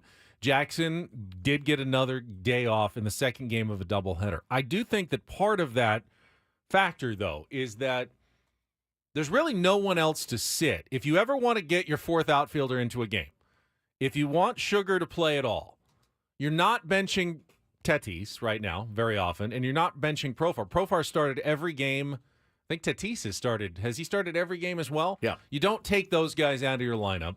So the only guy you can ever take out is probably Jackson Merrill. And the time you will take him out will be against a tough lefty because you've got the righty in Azokar who plays good defense, can play center field.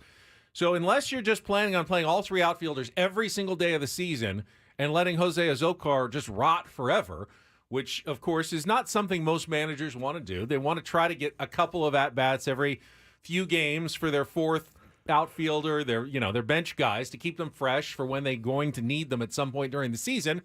Merrill against a tough lefty is the logical place to give a guy a day off. Okay, so it was when Jackson Merrill was 2 weeks into the big leagues. And now with his body of work, that's when I look at it and go, man, the body of work says to me that you've got to keep him in there. He needs to be in the lineup because he's a really good hitter. He really puts together good ABs. And I would hate, I guess, look, I don't run a big league club. I never have. But I do understand the concept of resting players. I do. I absolutely understand it. And we talked to Mike Schilt about the Padres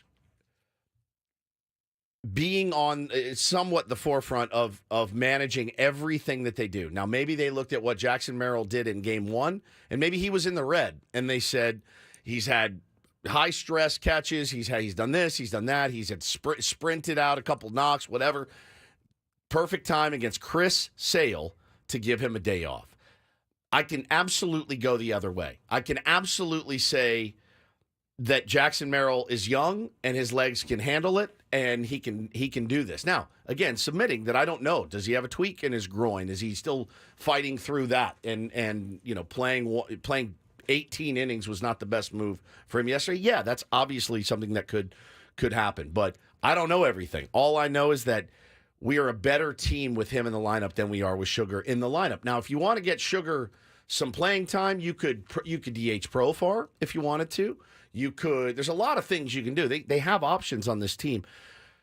I just getting ABs for Sugar is not my. If you DH Profar, assuming they're facing a lefty, and you DH Profar, Manny's probably playing third, which he's done. But that means someone else is going to have to sit, either Arraez or Bogarts. Now, well, Xander's out potentially. Now Xander's out, but until potentially being hurt, and we don't know that. He's day to day. He could be back right away. There's someone who has to sit. Well, you could DH Merrill too. Yeah, I mean, in most situations, it just, for me, he gives you such a good AB.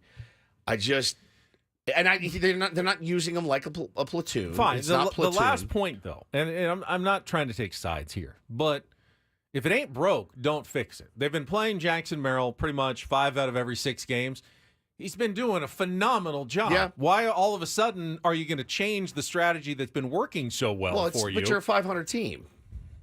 So it's working for Jackson. It's not necessarily working for the team to take him out. Again, are you losing the games that he's not playing? I guess so, because you haven't done well against lefties. Yeah. And he has generally been out of the lineup against lefties. So maybe that is something to reevaluate then going forward. Yeah, I mean, they have an idea of how he's best served. I don't. I'm just saying he gives you really 1 and 1A is him and Luis Arraez. It's crazy how the Padres have struggled against lefties. Because usually, I mean, in the past, these guys have always mashed lefties. Well, we said Tatis, Machado, Bogarts. They're all righties, for the most part. They all mash lefties, and they're not. No one's doing it this year. Even Campy is not doing it. All right, we got 2 hours to go, including Xander Schauffele in our next hour here with Ben and Woods on the Fan.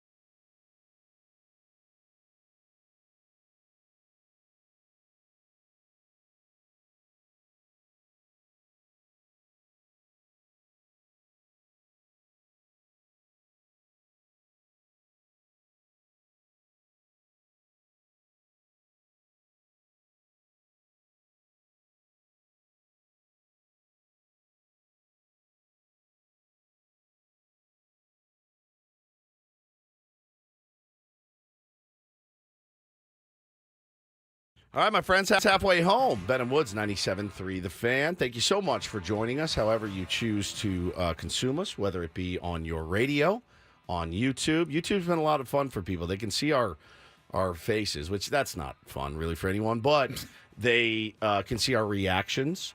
They can see, like, if you fall asleep or something. Not that you have, but you could, Ben, right? You can see my surprised reaction. Yeah. Oh. You know what I was just surprised about? I looked it up. Megan the Stallion. It's pronounced the, not the. I thought it was pronounced the it's spelled Stallion. T-H-E-E. But it's pronounced, according to her Wikipedia page, Megan the Stallion. Okay. Didn't know that. Surprise! I'm surprised, yeah. I am surprised. Look at that by surprised face. You shocked. Oh, my Yeah, goodness. That's pretty much my reaction. You can follow us on YouTube. Subscribe there, please. If you're so inclined, just hit subscribe. And that way you get it into your feed. You can watch us on the television. It's been good. It's been really good for this program for sure. I'm Woodsy. That's Paul Reindl, the executive producer, the creator of the YouTube scene that we have here at Ben and Woods now, and now all across the station and into our LA market as well. And then, a lot of competition in town using it as well. So thank you, Paulie, for being on the cutting edge there. And then Ben Higgins is your friendly neighborhood sports anchor. He joins us as well. Did you promote our next interview on television last night? I did, right there in prime time, 6 o'clock news. That Xander Schauffele is going to be with us at 8:35 this morning, so stay tuned for that in just over 30 minutes. Oh, you better believe I'm excited to talk to a newly minted major champion. Yeah. Recently crowned, to talk about just the last 36 hours, what it's been like for Xander after finally shedding the label of best player to have never won a major. Now, he won, remember, the Olympic gold medal 4 years ago. Not the same. It's not the same, even though there's 16 majors for every one Olympic gold medal. That's right. In some ways, it's it's definitely more rare. Yep. And in some ways, you could argue it's more prestigious. But I think I know the mind enough of a golfer to say he'd rather have a major than an Olympic gold medal. Correct. Now he's got both. And pretty much cements his status among the greats of the game. He's number 2 in the world, and he's going to give us 10 minutes coming up here at the bottom of the hour. So looking forward to chatting with Xander Schauffele. Jesse Agler is going to be with us at 9 o'clock. They got into Cincinnati late last night after the doubleheader flight. Really long day, and no rest for the weary. Padres back at it this afternoon, 3:40. First pitch, 2:40 EcoWater SoCal pregame show. Padres and the Cincinnati Reds from the Great American Ballpark.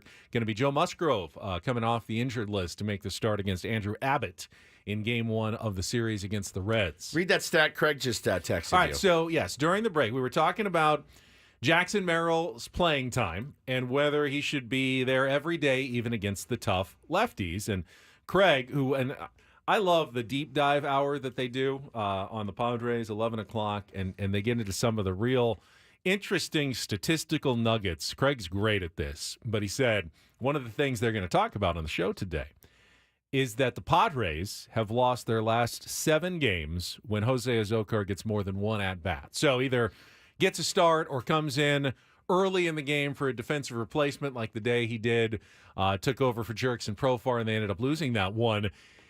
It's just, that could be somewhat of a coincidence, but that's Sugar's usually fault. That's usually when he's in instead of Jackson Merrill, oftentimes against a tough lefty. Now, is it Jose Azocar's fault? Not really. It's the fault of Tatis and Machado and Bogarts for not mashing lefties the way they have traditionally mashed lefties. He may just be kind of the ancillary damage because he happens to be in those lineups and is also not doing anything. But I guarantee you, if Tatis was just slugging, 700 against lefties like he has done sometimes in the past, and Manny was crushing lefties, and Xander was, and even Campusano, I think I saw the stat that he was going into this year, he had a WRC plus of 162 against lefties. It's like 39 this year. Even though he's having a decent year, it's not coming against the lefties. No one other than Profar, who's insane against both sides of the plate, is doing against lefties what they used to do against lefties this year. And that includes now Jose Azocar, who has been in a bunch of losing lineups lately for the San Diego Padres. Yeah, I mean, we got guys in the chat. They're ripping on Higgy and they're ripping on Azocar. These are not your problems. They're not your problems. Those guys, Higgy's going to be in there when Waldron pitches because he handles the knuckleball better than Campy. That being said, do you really feel the need to get Campusano in his 39 WRC plus against lefties? Do you need to get him in the lineup to face a lefty if he's not hitting lefties? No. I mean, he's not doing any better than Kyle Higashioka, really. And if one can, and I know balls get away from Higgy, it's a really tough pitch to catch. And if he feels comfortable or if they feel comfortable with him catching, it's not their fault. It's not Higgy's fault. It's not Azokar's fault.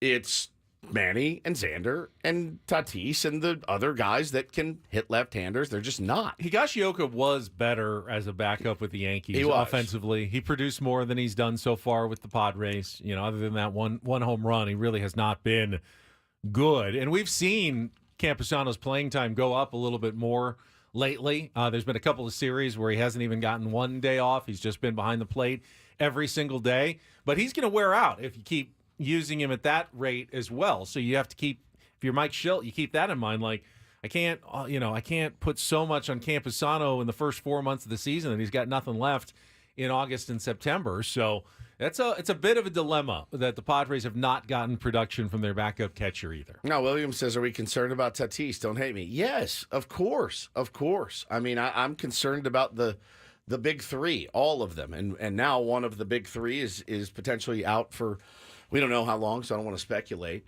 But now that he's out, this is where Manny and Tatis need to step up. And again, especially against left-handers, man. Kevin says that Brett Sullivan, he actually said Brian Sullivan. It's Brett Sullivan, and Brett Sullivan is not the solution to hitting big league pitching either. I like Sully a lot, but I just don't know that he is immediately an upgrade defensively or offensively over Kyle Higashioka. And we're again, nitpicking and here, we're talking about the nitpicking. backup catcher. We're talking about backup catcher here. Again, if the right-handers that get paid a lot of money in this lineup do what they're supposed to do against lefties, we're good. Kyle Higashioka's at bat does not matter. Sugar's at bat does not matter. They're good for a sac fly. They're good for a sac bunt, whatever. They don't matter. Manny, Toddy, Xander, those guys. Donovan Solano, all those guys. Those guys need to come in and mash left-handed hitting. They really, or left-handed pitching. They really do. And that's really what it falls down to. So Kyle Higashioka is not the reason, and Sugar's not the reason that they're, 500 baseball team right now. So, let's point the blame where it belongs on the guys that make the most money. We've spent 5 minutes talking about the backup catcher spot. That's 4.5 minutes more than it was probably worth. Yeah, if you want to, people asking the reason, why is this team 500 when it feels like they're so much better than last year's team, which was also around 500 at this point? Why does this year's team feel like they're a better team, yet they don't have a better record? And that's it right there. Production against left-handed pitching. That was something that last year's team, with all their flaws, did incredibly well. This year's team has not done it, and it has cost them many times now against left-handed starters that they just can't get any offense going. Yeah, and as far as Sugar goes, I mean, getting him ABs and stuff should not be a real priority. One game a week, okay, sure, yeah, get him a couple looks or whatever, pick your spots, but making sure he gets 2-3 games a week doesn't make sense to me. He's usually getting one. It was a doubleheader. 1 to 2. It was a doubleheader yesterday. You expect to use all of your players absolutely. in a doubleheader. You got to, especially when you get the win in game one. That's a perfect time for him to start yesterday. Perfect. Now, here's your assignment. You get Chris Sale. Go have fun. Here's your 4 ABs against him. But, yeah, I'm not too worried about those guys. They're doing what they're supposed to really be doing right now. And that's for Higgy, it's catching the knuckleball, right? Catching Waldron starts, who, by the way, Matt Waldron has been fantastic lately. Kyle Higashioka deserves some credit for that, certainly, because you always got to give credit to the catcher as well. And Sugar is a defensive replacement that gets a few ABs, and he's playing good defense. I mean, you're really all you can ask of them. And I think maybe we're downplaying how difficult the assignment that the Padres are giving Kyle Higashioka. You get to play once every 5 days, and when you go in, you are going to catch the person who is literally the hardest person to catch. Correct. In all of baseball. The only guy with a knuckleballer. But by the way, because he also throws, fastballs and sweepers and stuff, you can't use one of those special knuckleball mitts that are really big and soft that help people. You have to use a regular mitt because otherwise it's going to destroy your hand to catch his fastball in one of those knuckleball mitts. So we're going to give you the most difficult assignment that maybe any catcher has ever gotten. It's your only chance to play. You're probably going up against a tough pitcher as well at the plate. Kyle Higashioka has been put in a really tough spot to succeed by the San Diego Padres. They know that. Hopefully, he knows that. He knows that. Hopefully the fans can at least understand that Kyle Higashioka is not given a chance to thrive so far here in San Diego. No, and hey, nor really should he be. I mean, that's why you have Camposano, and Campy should get the lion's share of everything, and he needs to start mashing lefties as well. Period. The end. So, it's a great point that you make. It's still an interesting number that Craig brought up. There were 7 straight games with him in the lineup, getting more than one AB. Yeah, I'm not going to put it all on him though. Certainly. So back to the record. The Padres are 25-25 through 50 games. I want you guys to put on your prognostication glasses here. If you could fast forward to the end of the season, like I'm looking back at last year, I learned my lesson. I don't know about you guys. I'm not pulling the, it's only 50 games in, it's still got 112, like it's still early. We've heard it from guys like Brett Boone. We've heard other people in the game say, yeah, about a third of the way through, that's when you know who this team is. They have told you who this team is, and we fell for that trap last year. They told us who they were last year pretty early on. We chose not to believe it until, late August, and it was too late. Are they a 500 team this year? Are they going to end up better? Are they going to be worse? Like, the numbers say this is who they are, but it doesn't feel like this is who they are. No, it feels it's a like very weird team. We've had comebacks and stuff, but it does feel like they're better. It does feel like they're better. I would probably take the over 81 wins right now. Yeah, I see what Paul's saying. I mean, we got our salmon-colored shirts and rose-colored glasses on and want to think the best of the San Diego Padres, but there's also some warning signs that tell us the opposite, that they won't be that good late in the season. If they don't get production out of Manny and Tatis, at some point, Jurickson Profar is going to cool off. Yeah. He's not going to keep hitting the way he's hitting. And if you don't get some consistent production out of your stars, they're going to fall off a cliff at some point and go the other direction. Like, we can't get here on August 20th and just be like, hey, you know what? Just wait for Tatis to turn it around and, things will start clicking. Like, he hasn't clicked for 5 months. It's probably just a bad year for him. And I'm just using him as an example, but I learned my lesson last year. Like, if they're telling you, if a team tells you who they are after 50 or 60 games, I'm just curious, like, is this who this team is? They're just going to win 3, lose 2, win 1, lose 2. I mean, again, the fact that they're beating good teams tells me a lot more than last year told me. A lot more. They're beating good teams, and that's when you can kind of look at the positive side of it and go, great, let's play better against crap teams. Great, let's play better at home. I don't know the recipe for that. Playing better at home, it doesn't make sense logically. Why a jam-packed Petco Park with people going ape-ass every night, you walk out there, you're like, ugh, we don't like this. You live for it. You should play better at home, but you also probably won't play as well on the road going forward. I mean, there's a lot of counter signs for these San Diego Padres. You probably have more players that should be better than they are right now. Not just Tatis and Manny and Bogarts, but Kim as well. I mean, the numbers that they have put up in the past would indicate they have many guys who at least have the opportunity to do a lot better than they've done so far. Profar is your main example of a guy who you probably expect to level off. Maybe he won't. Jake's off to a good start. I think Jake is going to keep that up. I don't see. There's no reason why both of them can't. There's really not. Profar, the 338 average. Yeah, he's not going to hit. I submit there's probably not a player in baseball that's going to hit 338 this year. That's not a knock on Jurickson Profar. That's a knock on. When you're that hot, everybody cools off from that level. But I don't get the sense. I haven't looked, so I don't want to speak out of my ass. But I don't also get the sense that he's gotten incredibly lucky a lot either. He's barreling baseballs. He's giving you really good ABs. No, he's not. And that can change. That definitely that can stay the same. You can continue to give good ABs. The results may not be there, but he gives you a good at bat every time, just like Jackson Merrill does as well. Hence how this whole thing started. Would just love to see him play as much as he can because he gives you a better chance to win. All right, we're going to take a quick timeout. We'll come back. The story has been told now officially by Buster Olney on ESPN.com this morning. Josh Hader and the usage rules that were absolutely in place and tied the hands behind the back of Bob Melvin and the Milwaukee Brewers before that on how he was and was not allowed to use his closer. The story has been told. Give you some of those crazy details coming up next with Bennett Woods after a check of traffic here on 97.3 The Fan.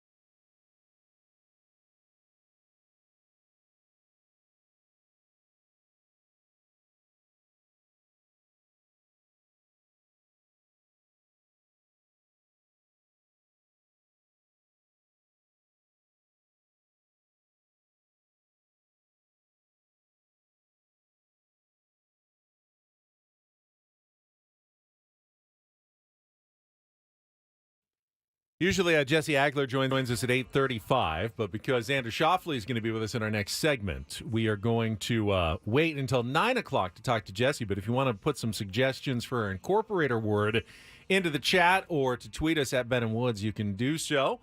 Jesse successfully incorporating weird vocabulary words into Tuesday night Padres baseball broadcasts. Want to keep this quick because I want to make sure we have enough time for Xander to call in at 8:35. But I saw this from Buster Olney this morning. Oh. Did you see this, Woods? Must be why I missed it. I am blocked by Buster Olney. Yes, he did tweet it out, so you probably missed it entirely. Missed the whole thing. Now fill me in. Why would he block you? You wouldn't have said anything. I have no idea. Buster Olney. I'm a sweet, sweet angel. We had heard and we've talked about the story of Josh Hader at the Milwaukee Brewers and going to arbitration. The Brewers using his minimal number of saves in his first couple of seasons against him. After they are the ones that deployed him. Yes, that they chose how to deploy him. He was very effective however he was deployed, but because he didn't have a certain number of saves, he ended up losing his arbitration hearing and ticked him and his agent off. And they came up with, and Buster finally has revealed, like the specific rules that they presented to Milwaukee general manager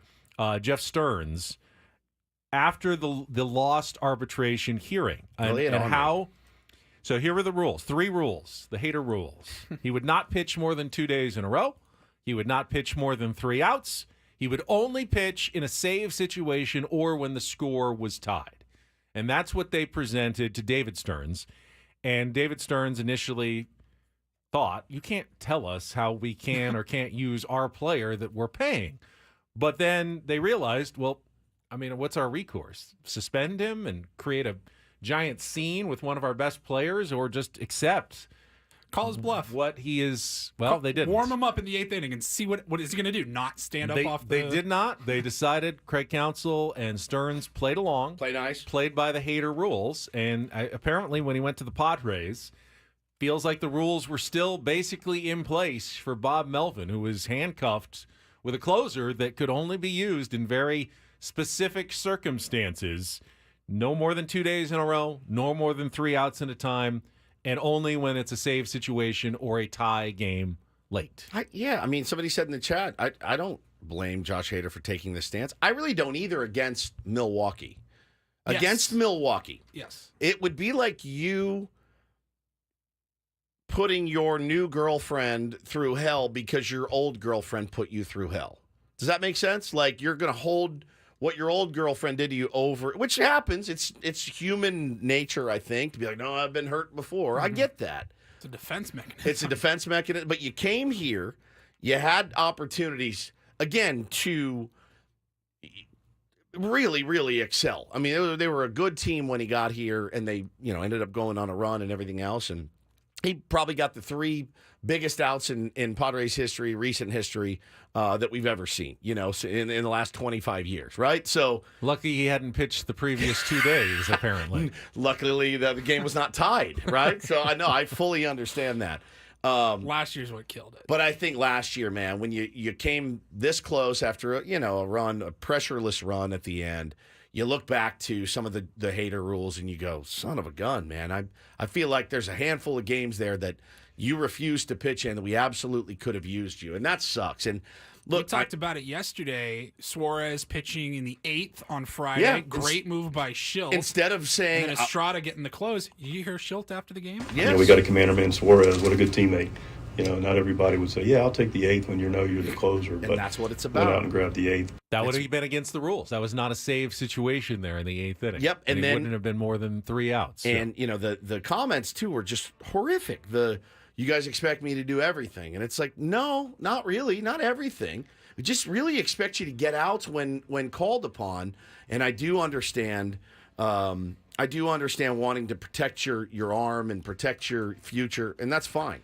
I guess he's entitled to that, but he's going to have that reputation now for the rest of his life. And well, he's got his deal with the Astros. Yeah, apparently, the rules have been lifted now that he's got his contract. So he'll do what they need him to do. He's been really good lately. Had more than a 3-out save his last appearance, I think, for the Houston Astros. Yeah, he's been really good. We're going to take a timeout. When we come back, Xander Schauffele, fresh off his PGA Championship victory, will join Ben Woods next on 97.3 The Fan.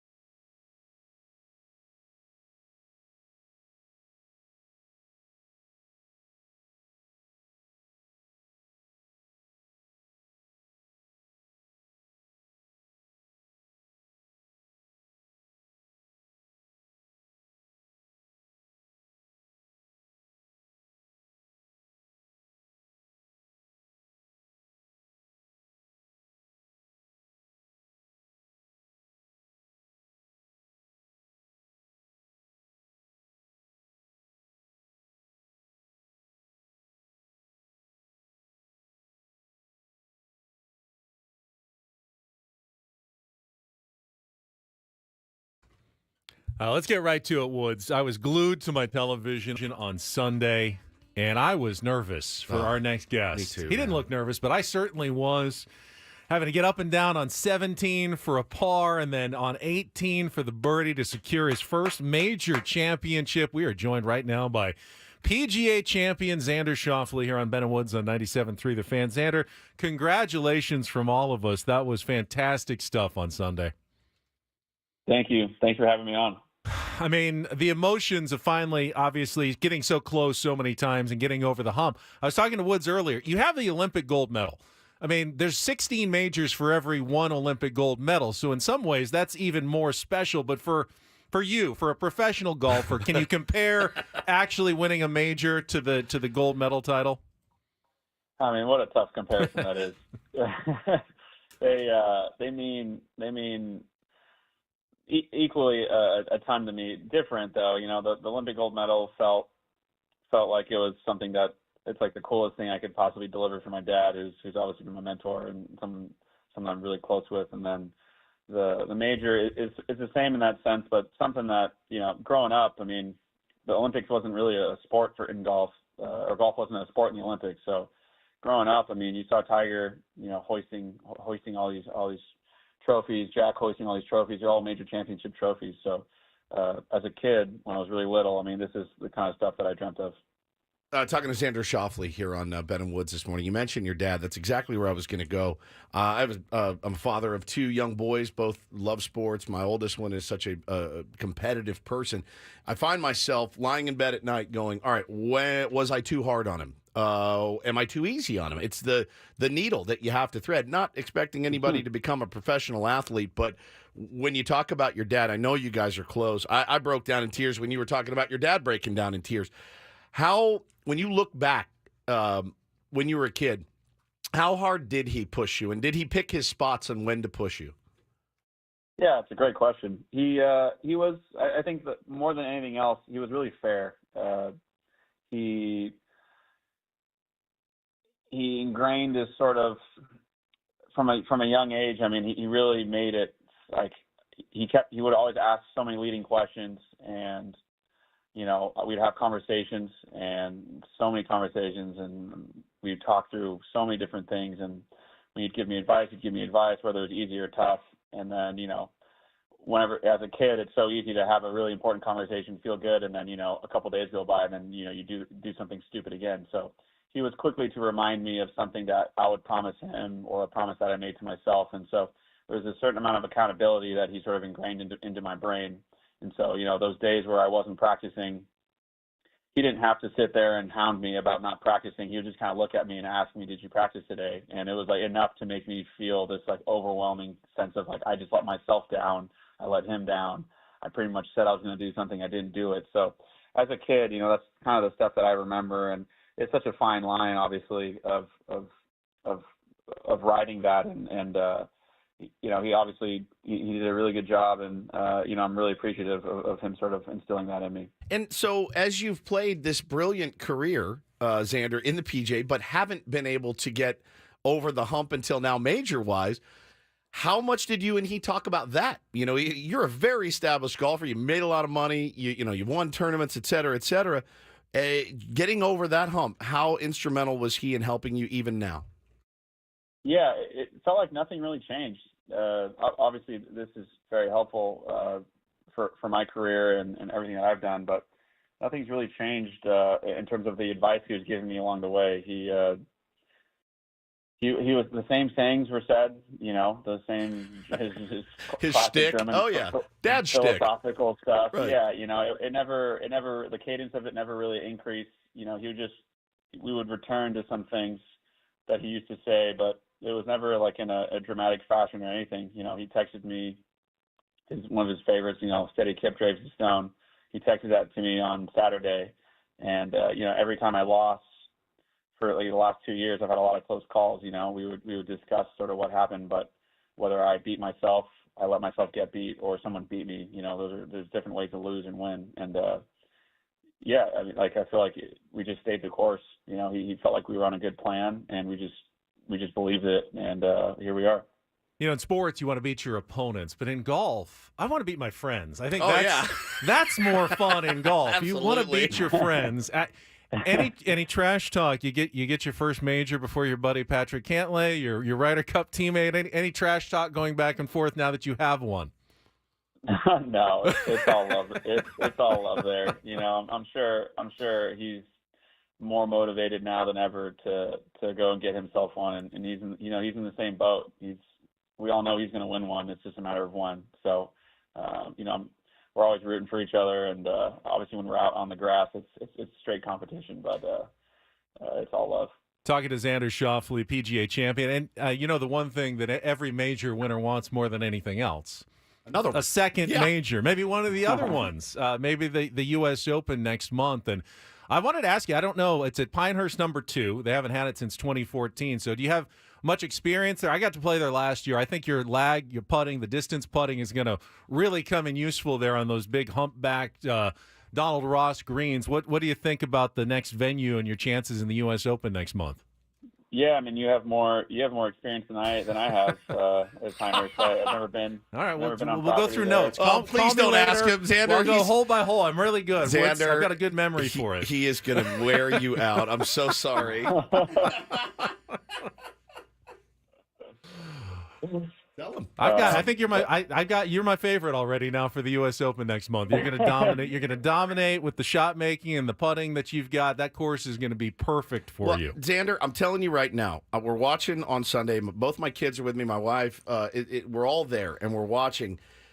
And you hit the chip, which I was laughing, going, I would have sculled this thing way over the hole, and you chili dipped it. You stick it to 6-8 feet, and Did you feel the entire city of San Diego and the pressure of San Diego, just being San Diego and San Diego sports? Did you feel any of that? I mean, I know in the moment you're worried about making a putt, but you really lifted a city with that putt. I'm not kidding. I mean, that's what everyone was saying. Oh, here we go again, second place, San Diego, and to be able to win it, man, it was so special. So special. Hey, I've been a Chargers fan growing up my whole life, so I know what you're referring to. In the moment, no, I wasn't thinking of anything but myself, and I was so nervous. My hands were a little shaky. But I felt good. I felt good over the putt. I knew it was a high percentage putt for me to make, and looking through film, it looked like I didn't rush through it, but I really didn't want to take too much more time on it because I was seeing a few different things, and I really wanted to be just concise and give it just a full commitment. And so the more I would wait, I felt like I was just not going to commit to it. So, the end result of me and everyone that in San Diego, I've gotten so many texts and so many people reaching out, which has been so awesome. I have so many texts to respond to still, and I feel a lot of love coming my way, and I'm definitely looking forward to. I got 2 weeks here in Florida, and then I have 3 weeks on the road, and then I'll be back in San Diego for a couple weeks. So I'm definitely really excited to bring this Wanamaker Trophy back to my hometown to celebrate with some people there. Well, Xander, we really appreciate it. I know we always put ourselves in your shoes, like when you're trying to make a 6-foot putt, and there's no real comparison. The only similarity is we're all Callaway golfers. Yes, Team Callaway. Our Ben & Woods Open Chrome Tour sponsored coming up next month at Goat Hill Park, which you've been a huge supporter of Goat Hill Park as well, which we appreciate here in San Diego, everything you've done. But so excited for you. Glad you got that major. Now it's time to get the next one and the next one, and we'll be rooting for you when you tee it up next month at Pinehurst in the U.S. Open. Xander, thank you for your time this morning. Thanks. I'll hit you up for some notes, all right? Oh, God. Please do. No. Oh, please boy. do. Make sure you get it all the way to the hole on 13. You do not want that ball rolling back down the hill. I made an 8. It was not good. It destroyed my round. I was playing pretty well. I was 6 over and then made an 8 there on 13. Have you done? It's what awful. have you done, Xander? What have you done? Appreciate it, Take man. care, Xander. Have a good one. Thanks. Xander Schauffele, PGA Championship winner, and we will go over our notes for Pinehurst number 2 coming up shortly. So here's what you do. He grew up playing with Steve Sugimoto's older brother. Steve Sugimoto was our NIL-sponsored athlete at San Diego State, and he's now a professional golfer in Japan, going through some hand injury. He can't play. He's losing his mind. I was tweeting with him the other day to keep his head up, just blip on the radar. Send your notes to Steve, who can get them to Xander. I'm not kidding. Why not? I'll throw him down there. I've got some thoughts for sure on the course. No doubt. We didn't offer him the $100 we offered to Steve to put his our logo on his bag, maybe next to his Callaway, get a Ben and Woods logo on the bag going. Probably gonna need more than $100, I would guess. Maybe we sponsor his caddy, Austin. Fine by me. But no, what a great dude. I love the insight there, too. It's really good. It's good stuff about his dad, too. I need more dad shtick. Good questions there, Woods, on how he motivated the old... No, I'm not disappointed. I mean, maybe you're disappointed in yourself. Yeah. I don't know. I mean, you said you were going to practice. So. But not wearing him out about it, too, is interesting, Hannah. So, yeah, it's really, really helpful stuff, I think, for a lot of dads out there. That was great. If you want to support the same causes that Xander Schauffele supports, North County Junior Golf Association, the Caddy Academy at Goat Hill Park, you can do so by signing up for the Callaway Chrome Tour Ben & Woods Open coming up on June 19th. Paulie's got all the information on our social channels in our feed. You can sign up. It's 2 shotguns. We got a morning wave, an afternoon wave, food, drinks, prizes, fun and games, and hang out with the Tier 1 community. It's the 3rd annual-ish Chrome Tour Ben & Woods Open coming up June 19th at Goat Hill Park, where Xander does every year the Wishbone Brawl to raise money. He's played every single one of them. Comes back to his hometown. Really good supporting San Diego and some of the causes in San Diego. Even if he can't give up the Chargers, fine, whatever. I remember going out there to the Wishbone and seeing the gold medal. I mean, he had it. He brought it out. It was. I think I held it actually. Yeah. It was pretty incredible. He's such a great dude, and yeah, man. I mean, I felt that. I know a lot of people. I didn't grow up here, but I know, and I've been here long enough to know that. Oh God, second place after lipping out an 8-footer that you can make, no problem. I mean, that could have easily it tried to get out. Yeah, it tried to get out. It's a 50-50 proposition when it hits the edge of the hole like that. And he said, I didn't want to have to go to a playoff against Bryson because he said, I think we would have gone back to 18. Technically, it was a 3-hole playoff. It would have been 13, 17, and 18. That little island green par 4, and then they come back around 17 and 18. But he would have had to go up against Bryson, his huge length on the par 5. And he said, I wanted to win it right there and not have to go to that playoff 100%. Against Bryson DeChambeau. Of course, well, yeah, you never want. Bryson was feeling it too. I mean, Bryson had a round of his life. He was getting ready for the playoff. Loved him coming over too after. And I tweeted this the other day: is Bryson more likable now than he used to be? I think the answer is unequivocally yes. You know why? Why? Less Bryson. Less Bryson. The less you see him, the more you like him. That's true. That's a really good point. He was massively likable in that tournament. Yes, he was. He really was. He had the crowd behind him, too. And then him walking up to Xander after Xander's off the green and giving him a hug was pretty cool. Not to get into the weeds, but golf would be better with more Bryson, though. More Brooks, more Bryson, more of them all together. Well, those majors show you what we're missing. Yeah, they show you what we're missing. This should be happening 15 times a year, not 4 times a year that we get to see these guys playing together. I won't get into the Live PGA Tour weeds. We got to check traffic. We will continue, though. Don't go anywhere. More Ben & Woods coming up here on 97.3 The Fan. From the 97.3 The Fan Traffic Center, here's Kelly Danick.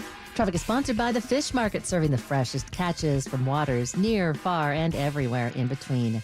Got a fatal collision in the North County, northbound 15 before Deer Springs Road. Overturned pickup truck over the right shoulder. Emergency crews got that right lane blocked. This is causing you some slowing in both directions of the 15. Also, a stalled vehicle on the Rancho Santa Fe off-ramp, westbound 78. Got an accident on eastbound King Freeway at the south on 125 connector ramp. Vehicle went off the roadway, hit a tree. Crash still in the clearing stage on the Bonita on-ramp to northbound 805. Further north on the 805, Cordell and Cordell traffic cam sees this collision just before Imperial. Couple cars involved there over the right shoulder.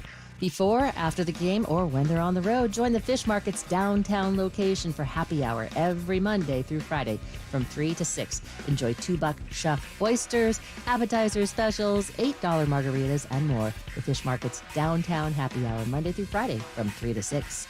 I'm Kelly Danick with Ben & Woods, San Diego's #1 sports station, 97.3 The Fan.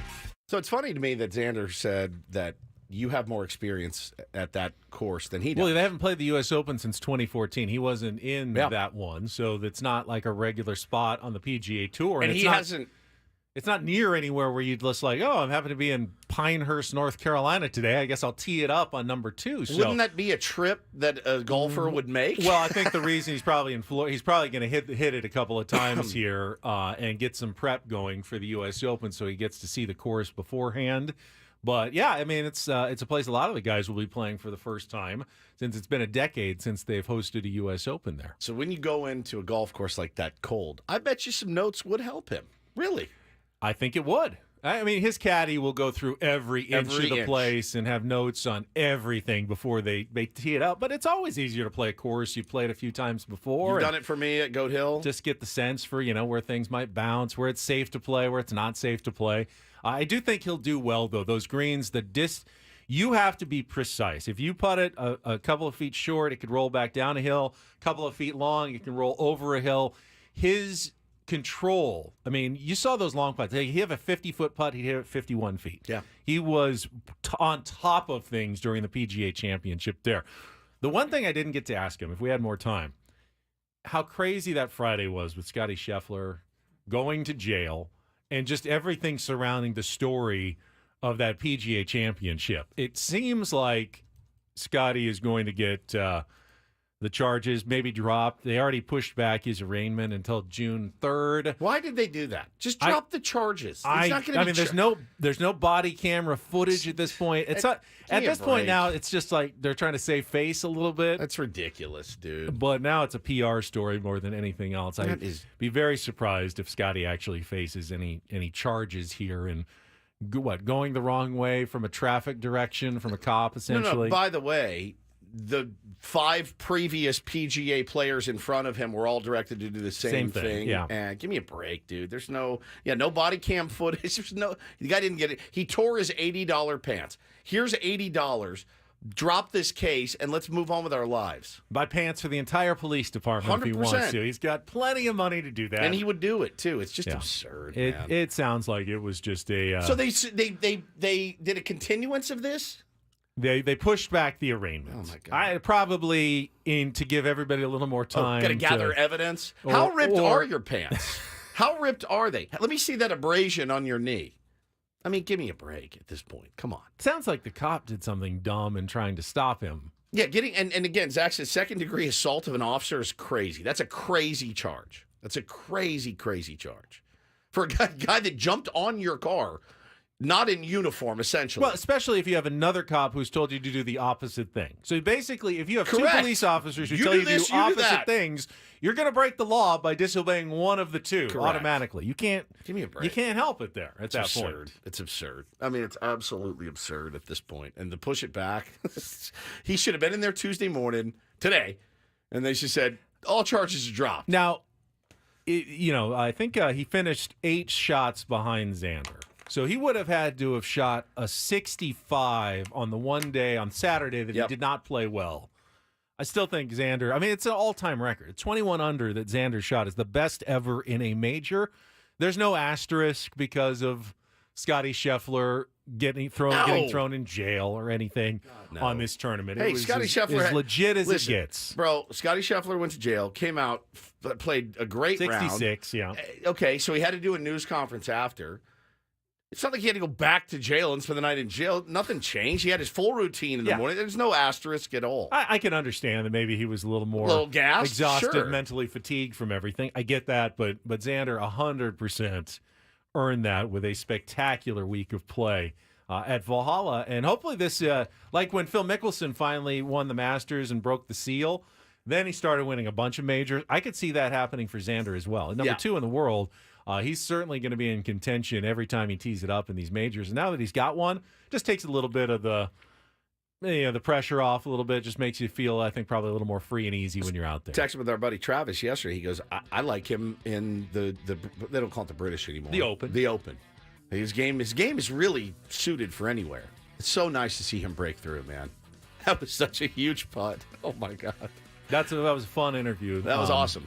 Thank you again to Xander Schauffele, PGA Tour, for helping make that happen. We'll come back. Next fun interview is Jesse Agler, the voice of the Padres. He will join us to kick off the 9 a.m. hour of Ben and Woods next year on 97.3 The Fan.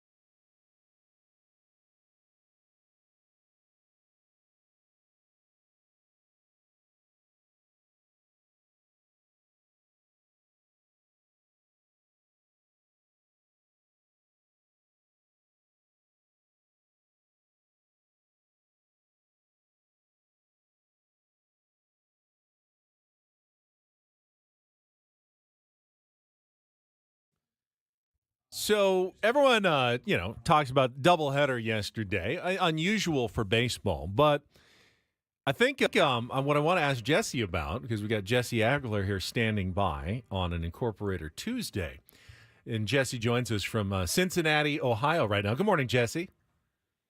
Good morning, guys. How's it going? It's good. It wasn't just the doubleheader yesterday. You called like 3 baseball games in the span of just over 24 hours. Now that is a long stretch of baseball. Had you ever done that before? That's a good question.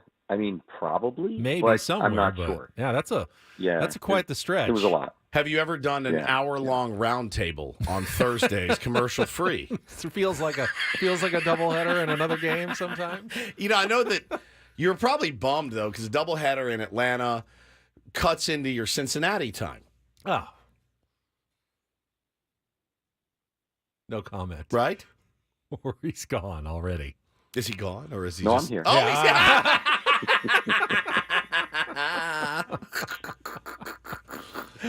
He's being diplomatic on the first day in Cincinnati. He can say what he wants on the last day when he gets out of town, but you want to be diplomatic on day one when you arrive. By the way, in Cincinnati. speaking of getting out of town, not a great forecast here this week. So we'll see how that goes. Oh, you're kidding me. Not again.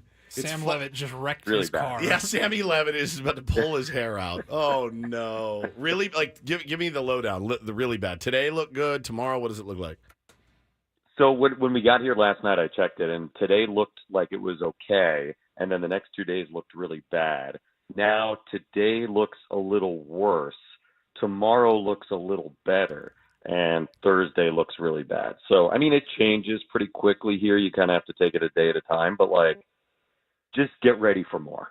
There's something's going to happen unless we get really lucky. Do you think if they had a vote of the 30 major league teams and the proposal was San Diego is always a home game, so we make 2 trips to San Diego rather than they come here, do you think anyone says no and they just, you know what, we'll just give the Padres all home games and we'll all spend as much time in San Diego as possible? I think the players would probably be for it, but the owners who would be losing the gate would not. But you know what's pretty crazy? This was my kind of nugget of the day yesterday. Yesterday, we had a doubleheader in Atlanta. Since the last doubleheader in Atlanta, there had been 3 of them at Petco. Whoa. Wow. That's surprising. Yeah, that's surprising.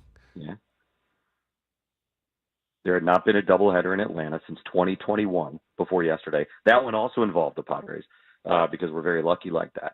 And in that time between then and yesterday, we had 3 different doubleheaders at Petco. That's crazy. Talking to our pal Jesse Agler, something's going to have to give here, Jesse, in this series against the Cincinnati Reds. The Padres played really well on the road, but not so good against inferior opponents so far this season. So something's got to give. I loved that series in Atlanta. I really did. And, obviously capped by that comeback yesterday. That must have been a fun one for you guys to call. Yeah, that was a really, really special game. It was, one of the favorite ones of the year.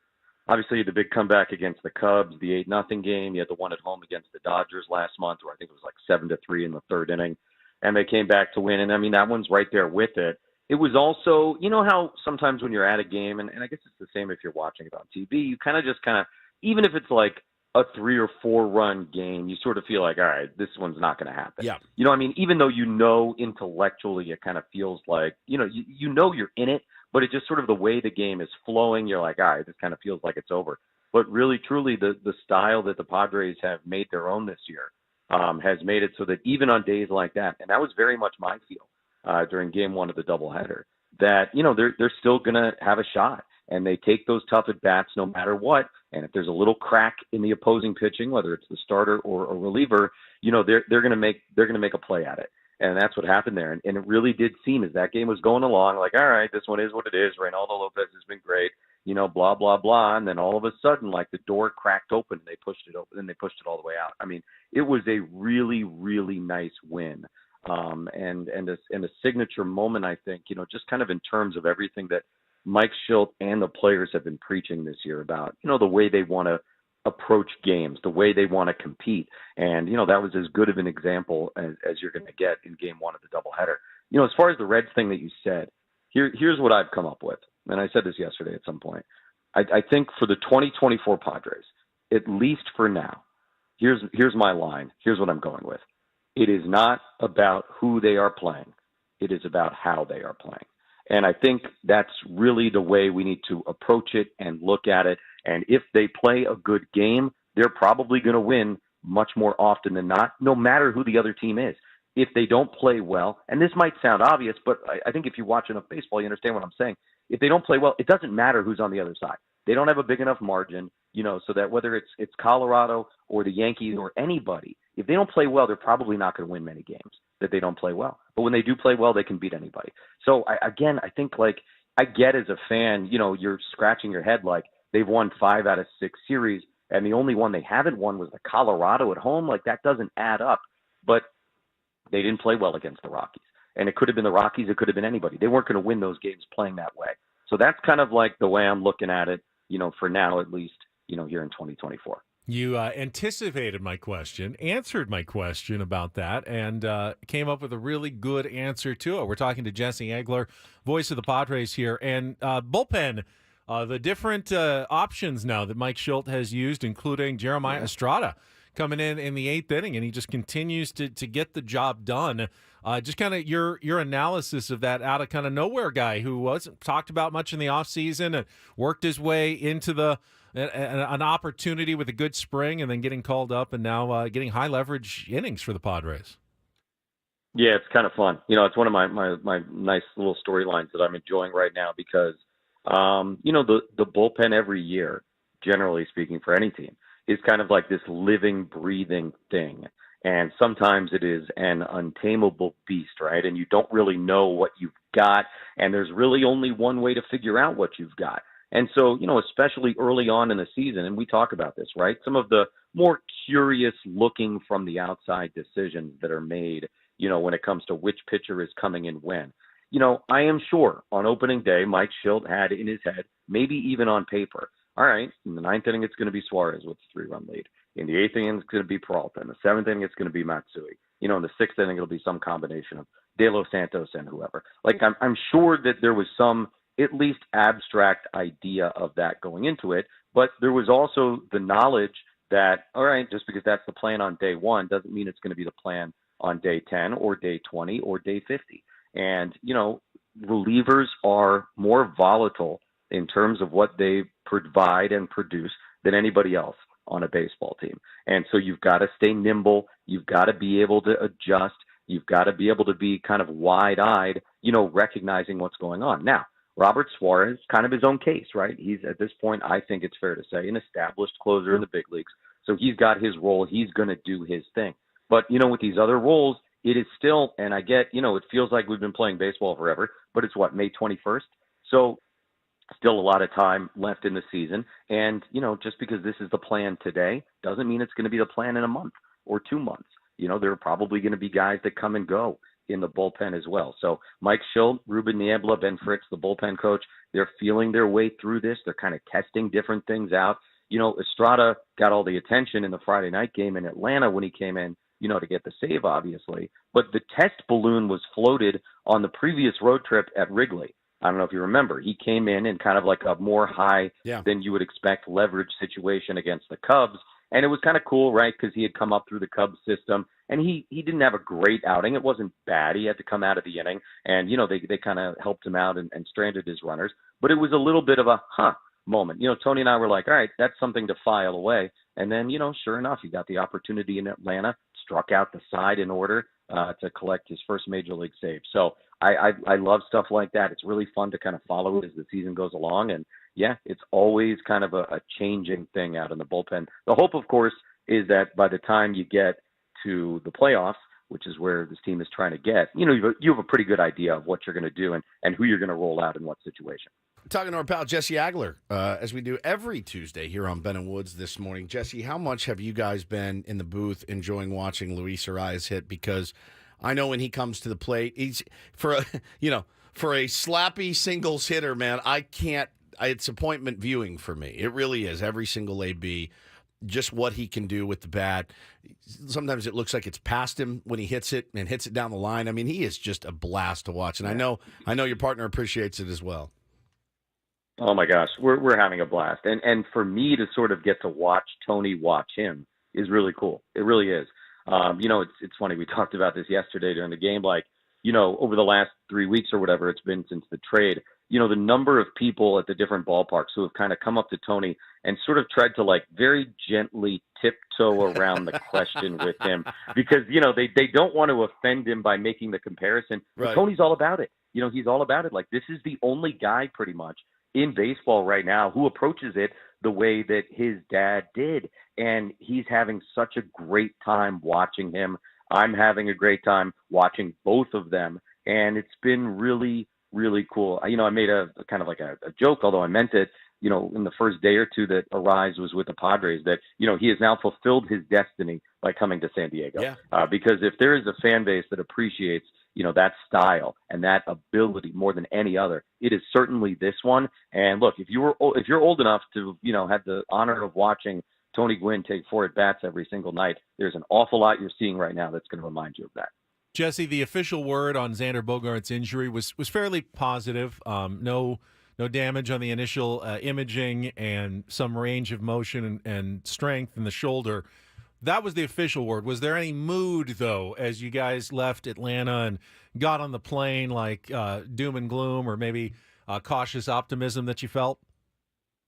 No, I didn't really feel anything one way or the other. I think they're going to do some more tests today. It sounds like, and kind of take a look at it. Hopefully, that ends up being the case. These ones are tricky, though. I mean, the Reds.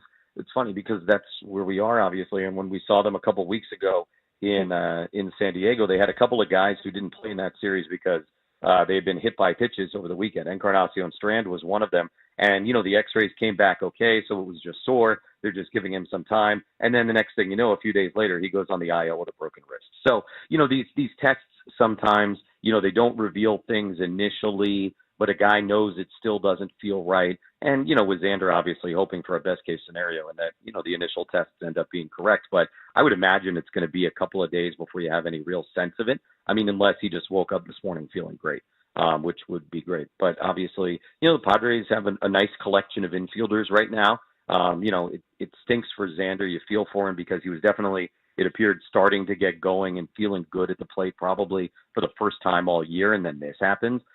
So it's been a tough couple months for Xander. This only adds to it. But yeah, obviously as long as it's not a long-term thing for Bogaerts, I think they can cover it, for however many days they need to.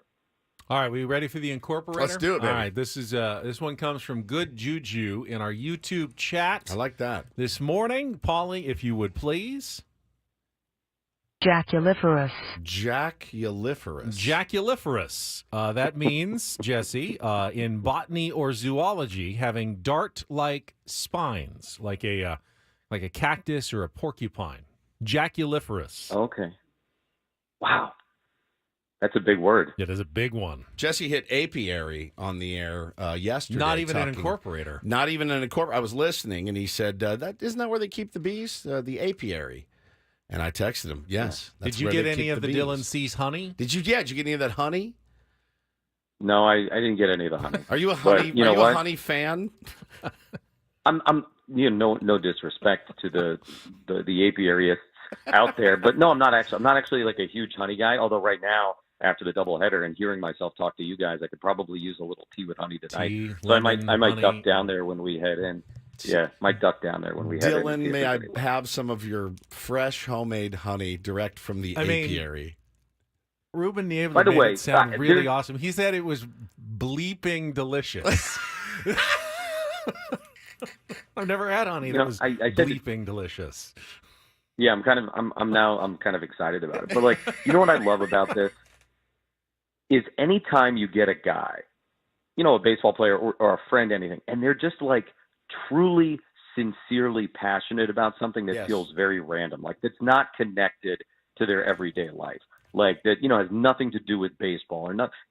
I love that trait in people, when they have a thing that they're like really, really into that has nothing to do with the rest of their life. I think that shows a great, like, sort of curiosity and kind of a great passion for living that, like that's a trait I really enjoy in people.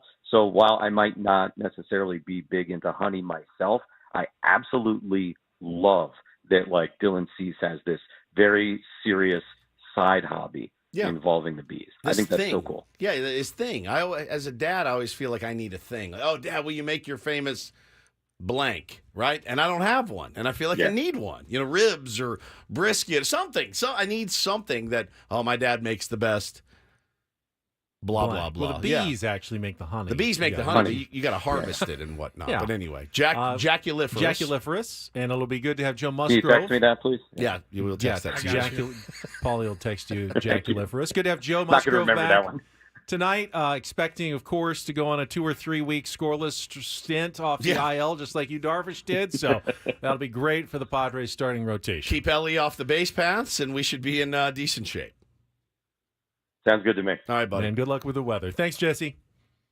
Yeah, thanks. Jesse Agler from Cincinnati, Ohio, after the late night last night. You could definitely tell. Yeah. 3 games in 25 hours or so. Yep. Takes its toll on the vocal cords a bit. So, tea, lemon, Dylan Cease, honey, perhaps in Jesse's future. Shout out to Jesse and Tony and Mud and Don and Sam Levitt yesterday, just doing the thing yesterday, just crushing it. Got all the matchups for this series. We'll look ahead if they do get to play all the games at what the Padres are facing in Cincinnati this week.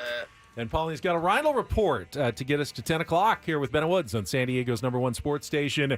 Back after traffic on 97.3 The Fan.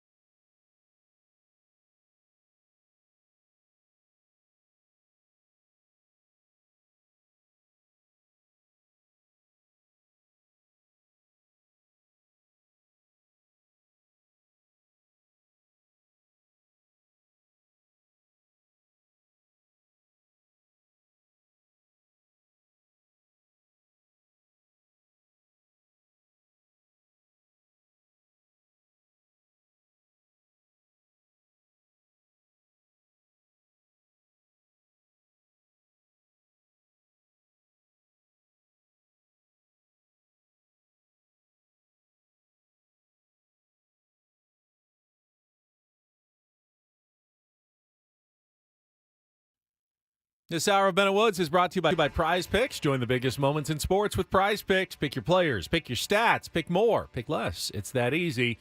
Must be present in certain states. Visit prizepicks.com for details. And looking at the matchups this week for the San Diego Padres, at least on paper, the schedule gods are kind on the pitching matchups. When the Padres hosted the Reds a few weeks ago, remember the Reds won the first game of that 3-game series behind Nick Lodolo, who shoved for 7 innings, 1 run. They also had trouble in the final game against Graham Ashcraft. Now, the Padres did rally to win that game. They don't have to face either of those guys in this series. Today, Joe Musgrove scheduled to come off the injured list to pitch against Andrew Abbott. Abbott is a lefty, so you got another chance against a left-hander. You've struggled. He has a pretty good ERA, 3.06, even though his record's 2-4, decent 1.14 whip. So that's today's matchup. Tomorrow, Michael King against Nick Martinez. Padres face Nick again. They did beat him first time they faced him back in San Diego. And then Thursday is Matt Waldron against Frankie Montas, who was on the injured list when the Padres and Reds faced each other at Petco Park. He's back now 2-3 with a 4.37. So a good pitcher, but they are lefty as well, yeah. They are no, Montas is ready. Is he? Yeah. They are dodging though the two guys that gave them the most trouble in that series at Petco Park. It doesn't mean anything. Every game it's his own little story. And sometimes you face a guy who you hit well, and then you can't hit him the next time. You face a guy you couldn't hit, and then next time you get him. So that happens all the time. But he's a righty. I don't know why I thought he was a lefty. Kid from Oakland, yeah? Who am I thinking of? I don't know who you're thinking of. Somebody. Montas? Montas, yeah. He was with the Yankees. He was with the A's, too, though. He was with the A's before he was with the Yankees the last 2 years. Yeah, I could have sworn he was a left-handed. He was mostly injured with the Yankees, though. Yeah, all right. But he's always been a right-hander. I don't think he ever changed. He might have switched, Ben.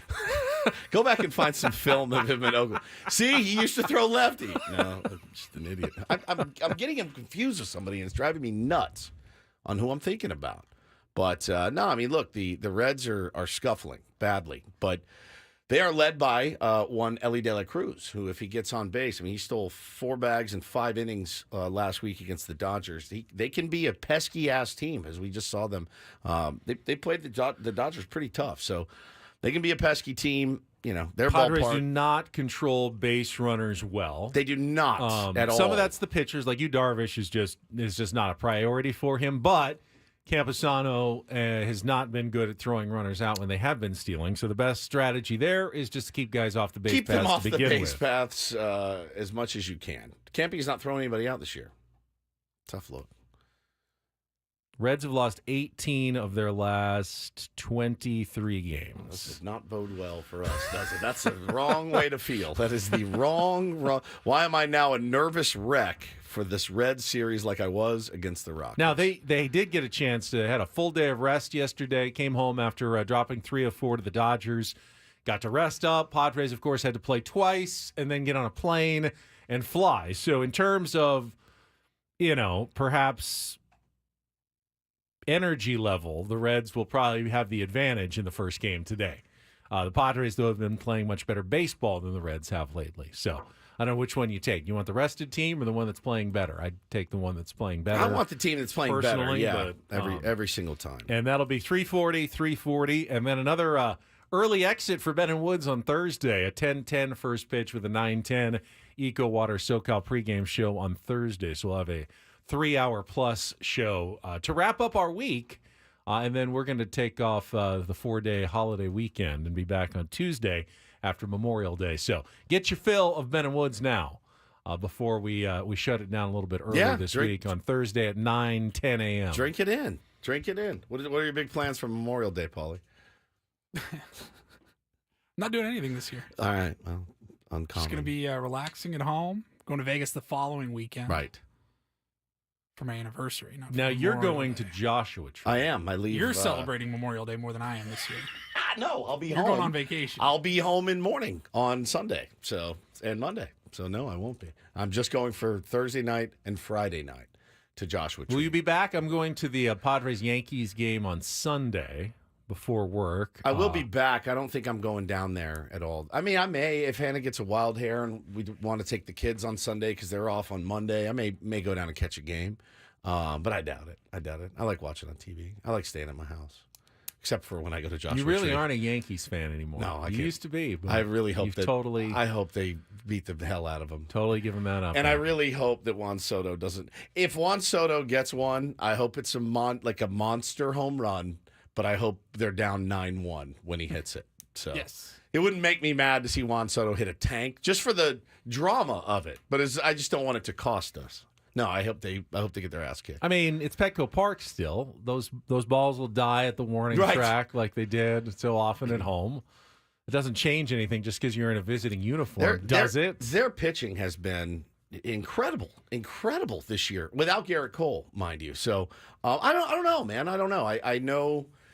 I know Bo still very much likes Juan Soto. I know he loves Aaron Judge as well. Maybe we do get down for a game. It's the Yankees. You go down and check out a game for sure. They only come once every 2 years. Yeah, you're going Sunday? Going Sunday. You got good seats? No, I'm on my way to work, so probably you're in the just press popping box. by. Yeah, Okay. My buddy is going to be there though because he's a Yankees fan. Okay. So. Oh, Scott? Yeah. Oh, okay. He's just in town. He's leaving Sunday after the game, but he's wanted to stop by. So. Yeah, I don't know, man. I don't know if I'm going to go. I'm tired a lot. I think I was thinking of Jesus Luzardo. He was also an A. He was left-handed, but I know. Did you think of that, or did someone else think of that Somebody for you? said it, but I thought, yes, that's a good excuse to use. Yes, that's exactly what I was doing. Jesus Luzardo.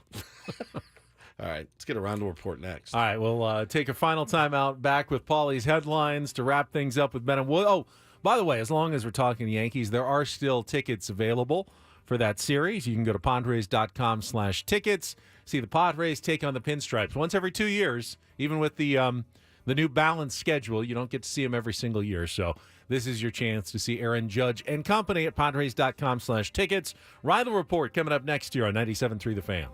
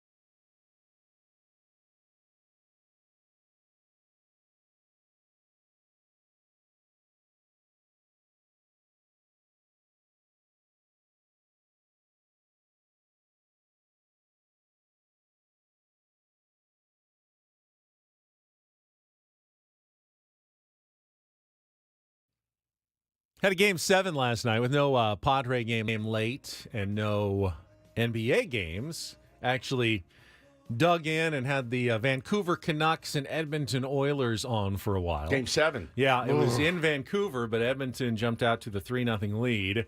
Vancouver looked like they were totally out of it. Then they scored twice late in the third period to get within one. So you get that frantic finish, which really only happens in hockey. And box lacrosse. And lacrosse, where they pull the goalkeeper to have that man advantage. And it's just like fire shot after shot after shot at the goal, hoping that one goes in and you can force overtime. It did not. And the Edmonton Oilers advanced to the Western Conference Finals. They'll take on the Dallas Stars. Big sports month here in Big D, here in Dallas, with both the Mavs and the Stars reaching the Western Conference Finals in the two sports that are in their playoff season. Fresh at the off a moment. World Series win, too. Yep. Jeez. Enjoy it while you can, because it looks like the Cowboys are not going to be great. They're used to that. They're used to that. By the way, Cowboys will still dominate 94% of sports talk radio today, with both of those teams being in the Western Conference Finals. Have the first game of the NBA's Eastern Conference Finals tonight. Boston Celtics will be hosting Game 1 against the Indiana Pacers. Okay. A bit of a surprise there. All right, we'll take our last check at traffic, and then Paulie's got some headlines in the Ryle Report to take us home to 10 o'clock here on 97.3 The Fan. From the 97.3 The Fan Traffic Center, here's Kelly Danick. Traffic is sponsored by the Fish Market, serving the freshest catches from waters near, far, and everywhere in between. We just can't seem to catch a break this morning, guys. Very busy for you, especially in the North County. Fatal accident that happened a couple hours ago. Northbound 15 before Deer Springs Road. Right lane still blocked with emergency crews. And on the South 5 coastline, just past Encinitas Boulevard, there is a collision involving a couple vehicles. One is in the fast lane, the other in the center divide. Further down, got an accident clearing near Birmingham. Watch out for some debris in the slow lane on westbound 78, just before Jefferson. Accident has cleared on westbound 8 at Mullis, and we still got this other crash up ahead, though, right before Mission Gorge Road. Looks like that is in the clearing stage. Fresh, wild Alaskan halibut season is in full swing. Enjoy it perfectly grilled at the Fish Market, and then grab an extra piece to cook yourself from the market on your way out. The Fish Market, with locations downtown and Del Mar. The Fish Market, serving and offering only the freshest catches. I'm Kelly Danick with Ben & Woods, San Diego's #1 sports station, 97.3 The Fan. And get things started here with our today's edition of the Ryle Report. Now tuned into the greatest. Welcome to the Ryle Report with Paul Rindle. Hi, Paul. All right. Two stories from the world of sports that we haven't gotten to yet. We'll start off in Major League Baseball. And one story that you didn't know you needed. Are you laughing, biatch? It's the Ryle Report Hey, Paul, how you doing? Okay, how are you? on 97.3 The Fan. Are you ready to bless the mood? I need some help, please. That was good. Can I get a yeah? Oh, yeah. All right. All right. All right, indeed. It is the Ryle Report, brought to you by the Frozen Ropes Summer Baseball League. The Frozen Ropes is now registering ball players age 6 through 12. Go to SanDiegoFrozenRopes.com for more information. We were just talking about the Boston Celtics taking on the Indiana Pacers. My first story has to do with a former Indiana Pacer, Steven Jackson. So, the story that went out a couple of days ago, Steven Jackson, the guy who dumped his fiancée at the altar on her wedding day. Wow. And then he went to a party. Ooh. Right. And the reports are it's because, well, she refused to sign a prenuptial agreement in case they were to get divorced. Typically, that's something that you're going to want to get the ink on paper before the day of the ceremony. Did Hannah make you sign a prenup? No. Did you make her sign one? Better not take. You have all, to have something before you make anyone sign a prenup. Please Paul. don't take all my records and my several guitars. My adult league trophies. My adult league. She already threw those away, as you know. Should have gotten a prenup. Remember that? Yeah, that's right. No. So Steven Jackson is, people that know him or whatever, the reports started coming out that he had been trying for 6 months out from the wedding day. Well, then you postpone 3 months it. You out. Postpone it. 2 weeks out, and she kept pushing it off, saying, I'm preoccupied planning the wedding, I gotta go get my dress, blah, blah, blah, blah, blah. So people were dragging him for leaving her at the altar on her wedding day because she wouldn't sign the prenup. He went on Instagram Live recently and there are two sides to every story. Here's his side. My nanny come back in there with a spook look on her face, like she still like she pulled me to the side and she still ain't signed it. Oh, I ain't getting married. Steph was like, she ain't signed a prenup.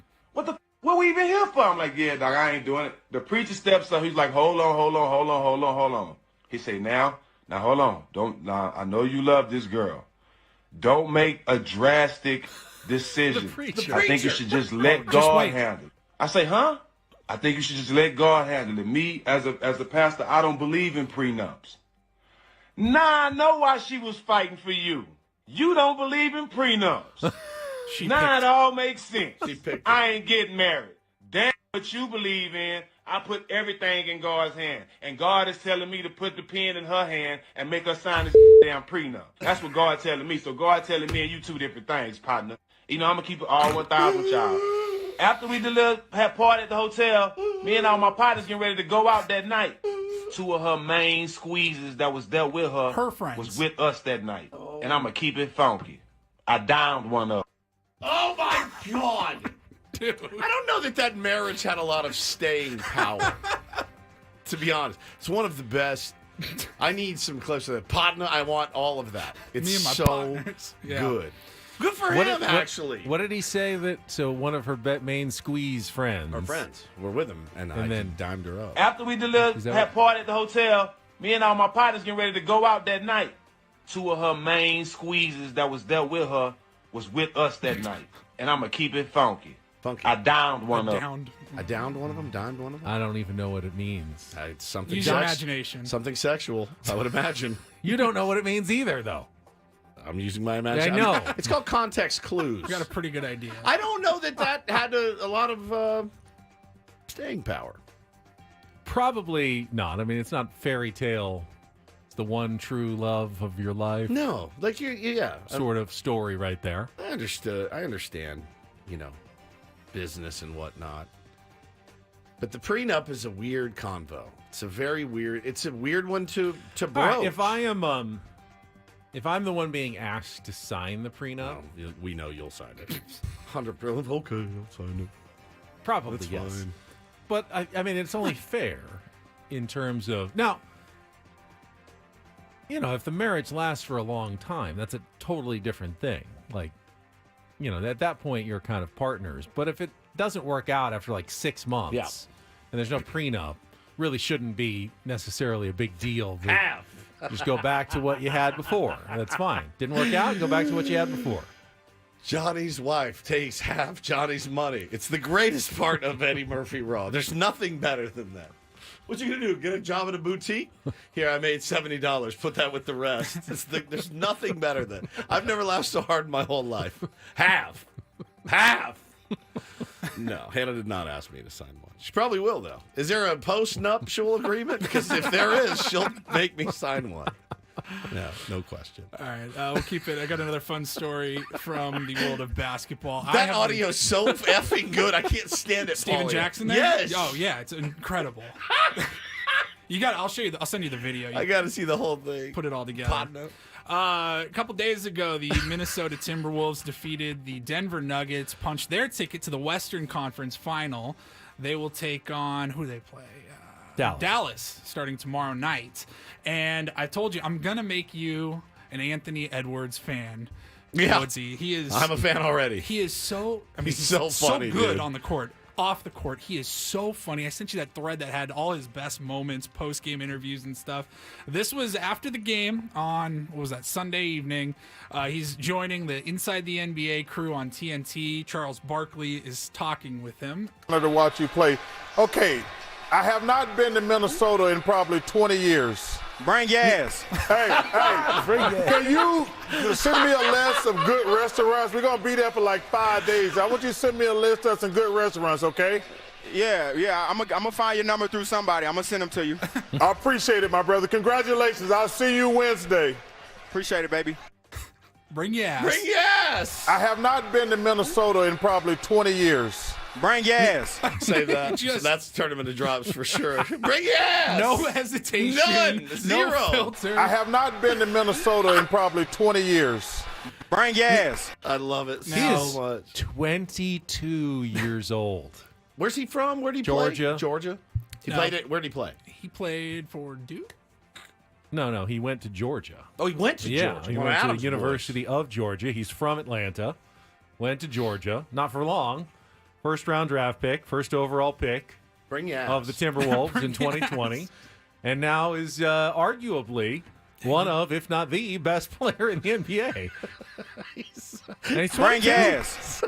He's talking to Charles Barkley. I mean, by people the way. who watch a lot of basketball, he's the most Michael Jordan-like player we've seen in a long time. All right, man, I'll watch it. I have not been to Minnesota in probably 20 years. Bring gas. It's so good. I So love him, dude. I love the him. internet did what the internet does, and if you now go to www.bringyass.com, it automatically takes you to the Minnesota State Tourism website, exploreminnesota.com. That is so good, dude. It's a new advertising campaign. Bring gas. Bring Minnesota. Bring yes. Oh, Bring it's yes. Brilliant. So good. All right, Oh, finally. that's great audio today. Oh my God. Another Pardon? conversion attempt here for our old pal Woods. I know you're not big on cartoons. I'm not. The adult cartoons. never I'll was. watch the adult. I like South Park. I think King of the Hill is my favorite cartoon that they've put out. I'll watch some Bob's Burgers maybe. But King of the Hill, we talked about this a while ago. I liked They've got Beavis and Butthead when I was in college. Sure. Because they would play music videos and they would comment on them. It was great. Now I was Beavis all and in. Butthead had a revival. Yep. It was okay. King of the Hill. We've talked about it before. They've got the reboot coming back, and they're already on to season 2. They haven't aired season 1 yet, but they're already developing season 2. Okay. And Pamela Adlon, who is the voice of Bobby Hill, Damn who's it, just Bobby. one of the greatest characters, at least in cartoon history. I love Bobby Hill so much. She did an interview, and she was talking about how they're working on season 2. Season 1 will come out next year. And she gave a little nugget. It does take place in the future, so it's not going to be like Bobby's not going to be a 12-year-old kid like he was. It's not like the Simpsons who have not Right. aged in 35 years. Exactly. So he's like an older kid. They or took older dude. a 20-year break or however long it's been, 15 years. So he's like 32, 33. He's going to be 21 years old. Oh, he's Bobby 21, Hill, okay. and he's a chef at a fusion restaurant in Dallas. So Mike Judge and Greg Daniels, they're the ones that came up with the original show. They're, Bobby's cooking fusion. damn it, Bobby, what the hell? What is fusion? I can't wait already. Like There's a lot of possibilities here. He's Does Mike Judge do the voice of Hank? Is that Yeah. Yes. Yeah, okay. now brilliant, man. Dale Gribble, the voice of Dale, has passed away. He passed away recently. no. So he will not be there for the, for the Dale new won't be revival. there. But Bobby Hill, he's a 21-year-old chef at a fusion restaurant in chef. Dallas. He's in a relationship. He's his own young man now. Cannot wait. All right, I'm in. I'm all in. I was getting my hair cut recently, and they were running some old Kings of the Hill. It's so And good. I was dying. I was dying laughing. King of the Hill was all right. I did not like South Park. I could not stand Beavis and Butthead. Really? Oh, my. I liked it because of the music. They would No. play songs, and, I like that. But, Can't believe Ben didn't like Beavis and Butthead. yeah, it doesn't surprise me. South Park I didn't like either. Just, it's brilliant. And those two guys, Trey and what's his name? Matt Stone. They're Yeah. brilliant. Brilliant. It was the voices. It was Cartman. Honestly, it I agree ran with you me there. out. The It ran actual me out of it. comedy The comedy's was brilliant. genius at times. But it was the freaking voices, get man. And I just said, I can't. This is hurting my. Same thing for, and this gets me killed. Always Sunny in Philadelphia. Hear nothing but great rave reviews about it all the time. One of the best shows of all time. It's that one guy with the high squeaky voice, and I can't watch the show because he ruins it for me. You know who I'm talking about? Yes. Yeah. Charlie? Yes. Yeah, Charlie. He's the one. It has turned me off of it entirely. And I'm like, I want to like it so much. And every time I watch it, it makes me nuts. Mike Judge is a UCSD alum, Derek says. I didn't know that. Get him on the Usually I show. know all the locals, Yeah, but did no, you not know I did that? not know that All either. right. If anybody knows where we can get in touch with Mike Judge, I'd be No, I'd put him on the show. Absolutely. in a heartbeat. Absolutely. In a heartbeat. Thank you, Paul. It was a really good Ryle Report today. Had a lot of fun with that. According to... Bring your ass. Charlie Day is his name. I can't stand him. I cannot stand him. Bring your ass. Yeah, sorry. According to the internet and our own Adam Klug, we will have tickets to give away to Padres Yankees on tomorrow's show. So, opportunity to win your way to Petco Park this weekend with the Bronx Bombers coming into town. I believe all shows tomorrow on 97.3 The Fan will have Padres Yankees tickets to give away. So, just a little added incentive to join us for the Wednesday edition of the program tomorrow. It is a Big League Wednesday. Paulie, here's how this works. Paulie will text Adam Jones tonight. Yep. Adam Jones will not respond. Correct. At all. And then sometime right before the show, he will say, oh, yeah, we're good, dog. And we will have him on probably at 7:30. But every once in a while, it goes awry because we didn't know that he was going to be on an airplane or something. So, well, he was texting me 2 days ago and saying, you guys need to bring your asses out to Baltimore. And I said, he goes, tell your company to send you out here. I just said, it's easier to get you than Barcelona, I guess. We don't even have a copier. You're going to send us to Baltimore? I don't think so, buddy. Anyone have any points we can use seriously. or something?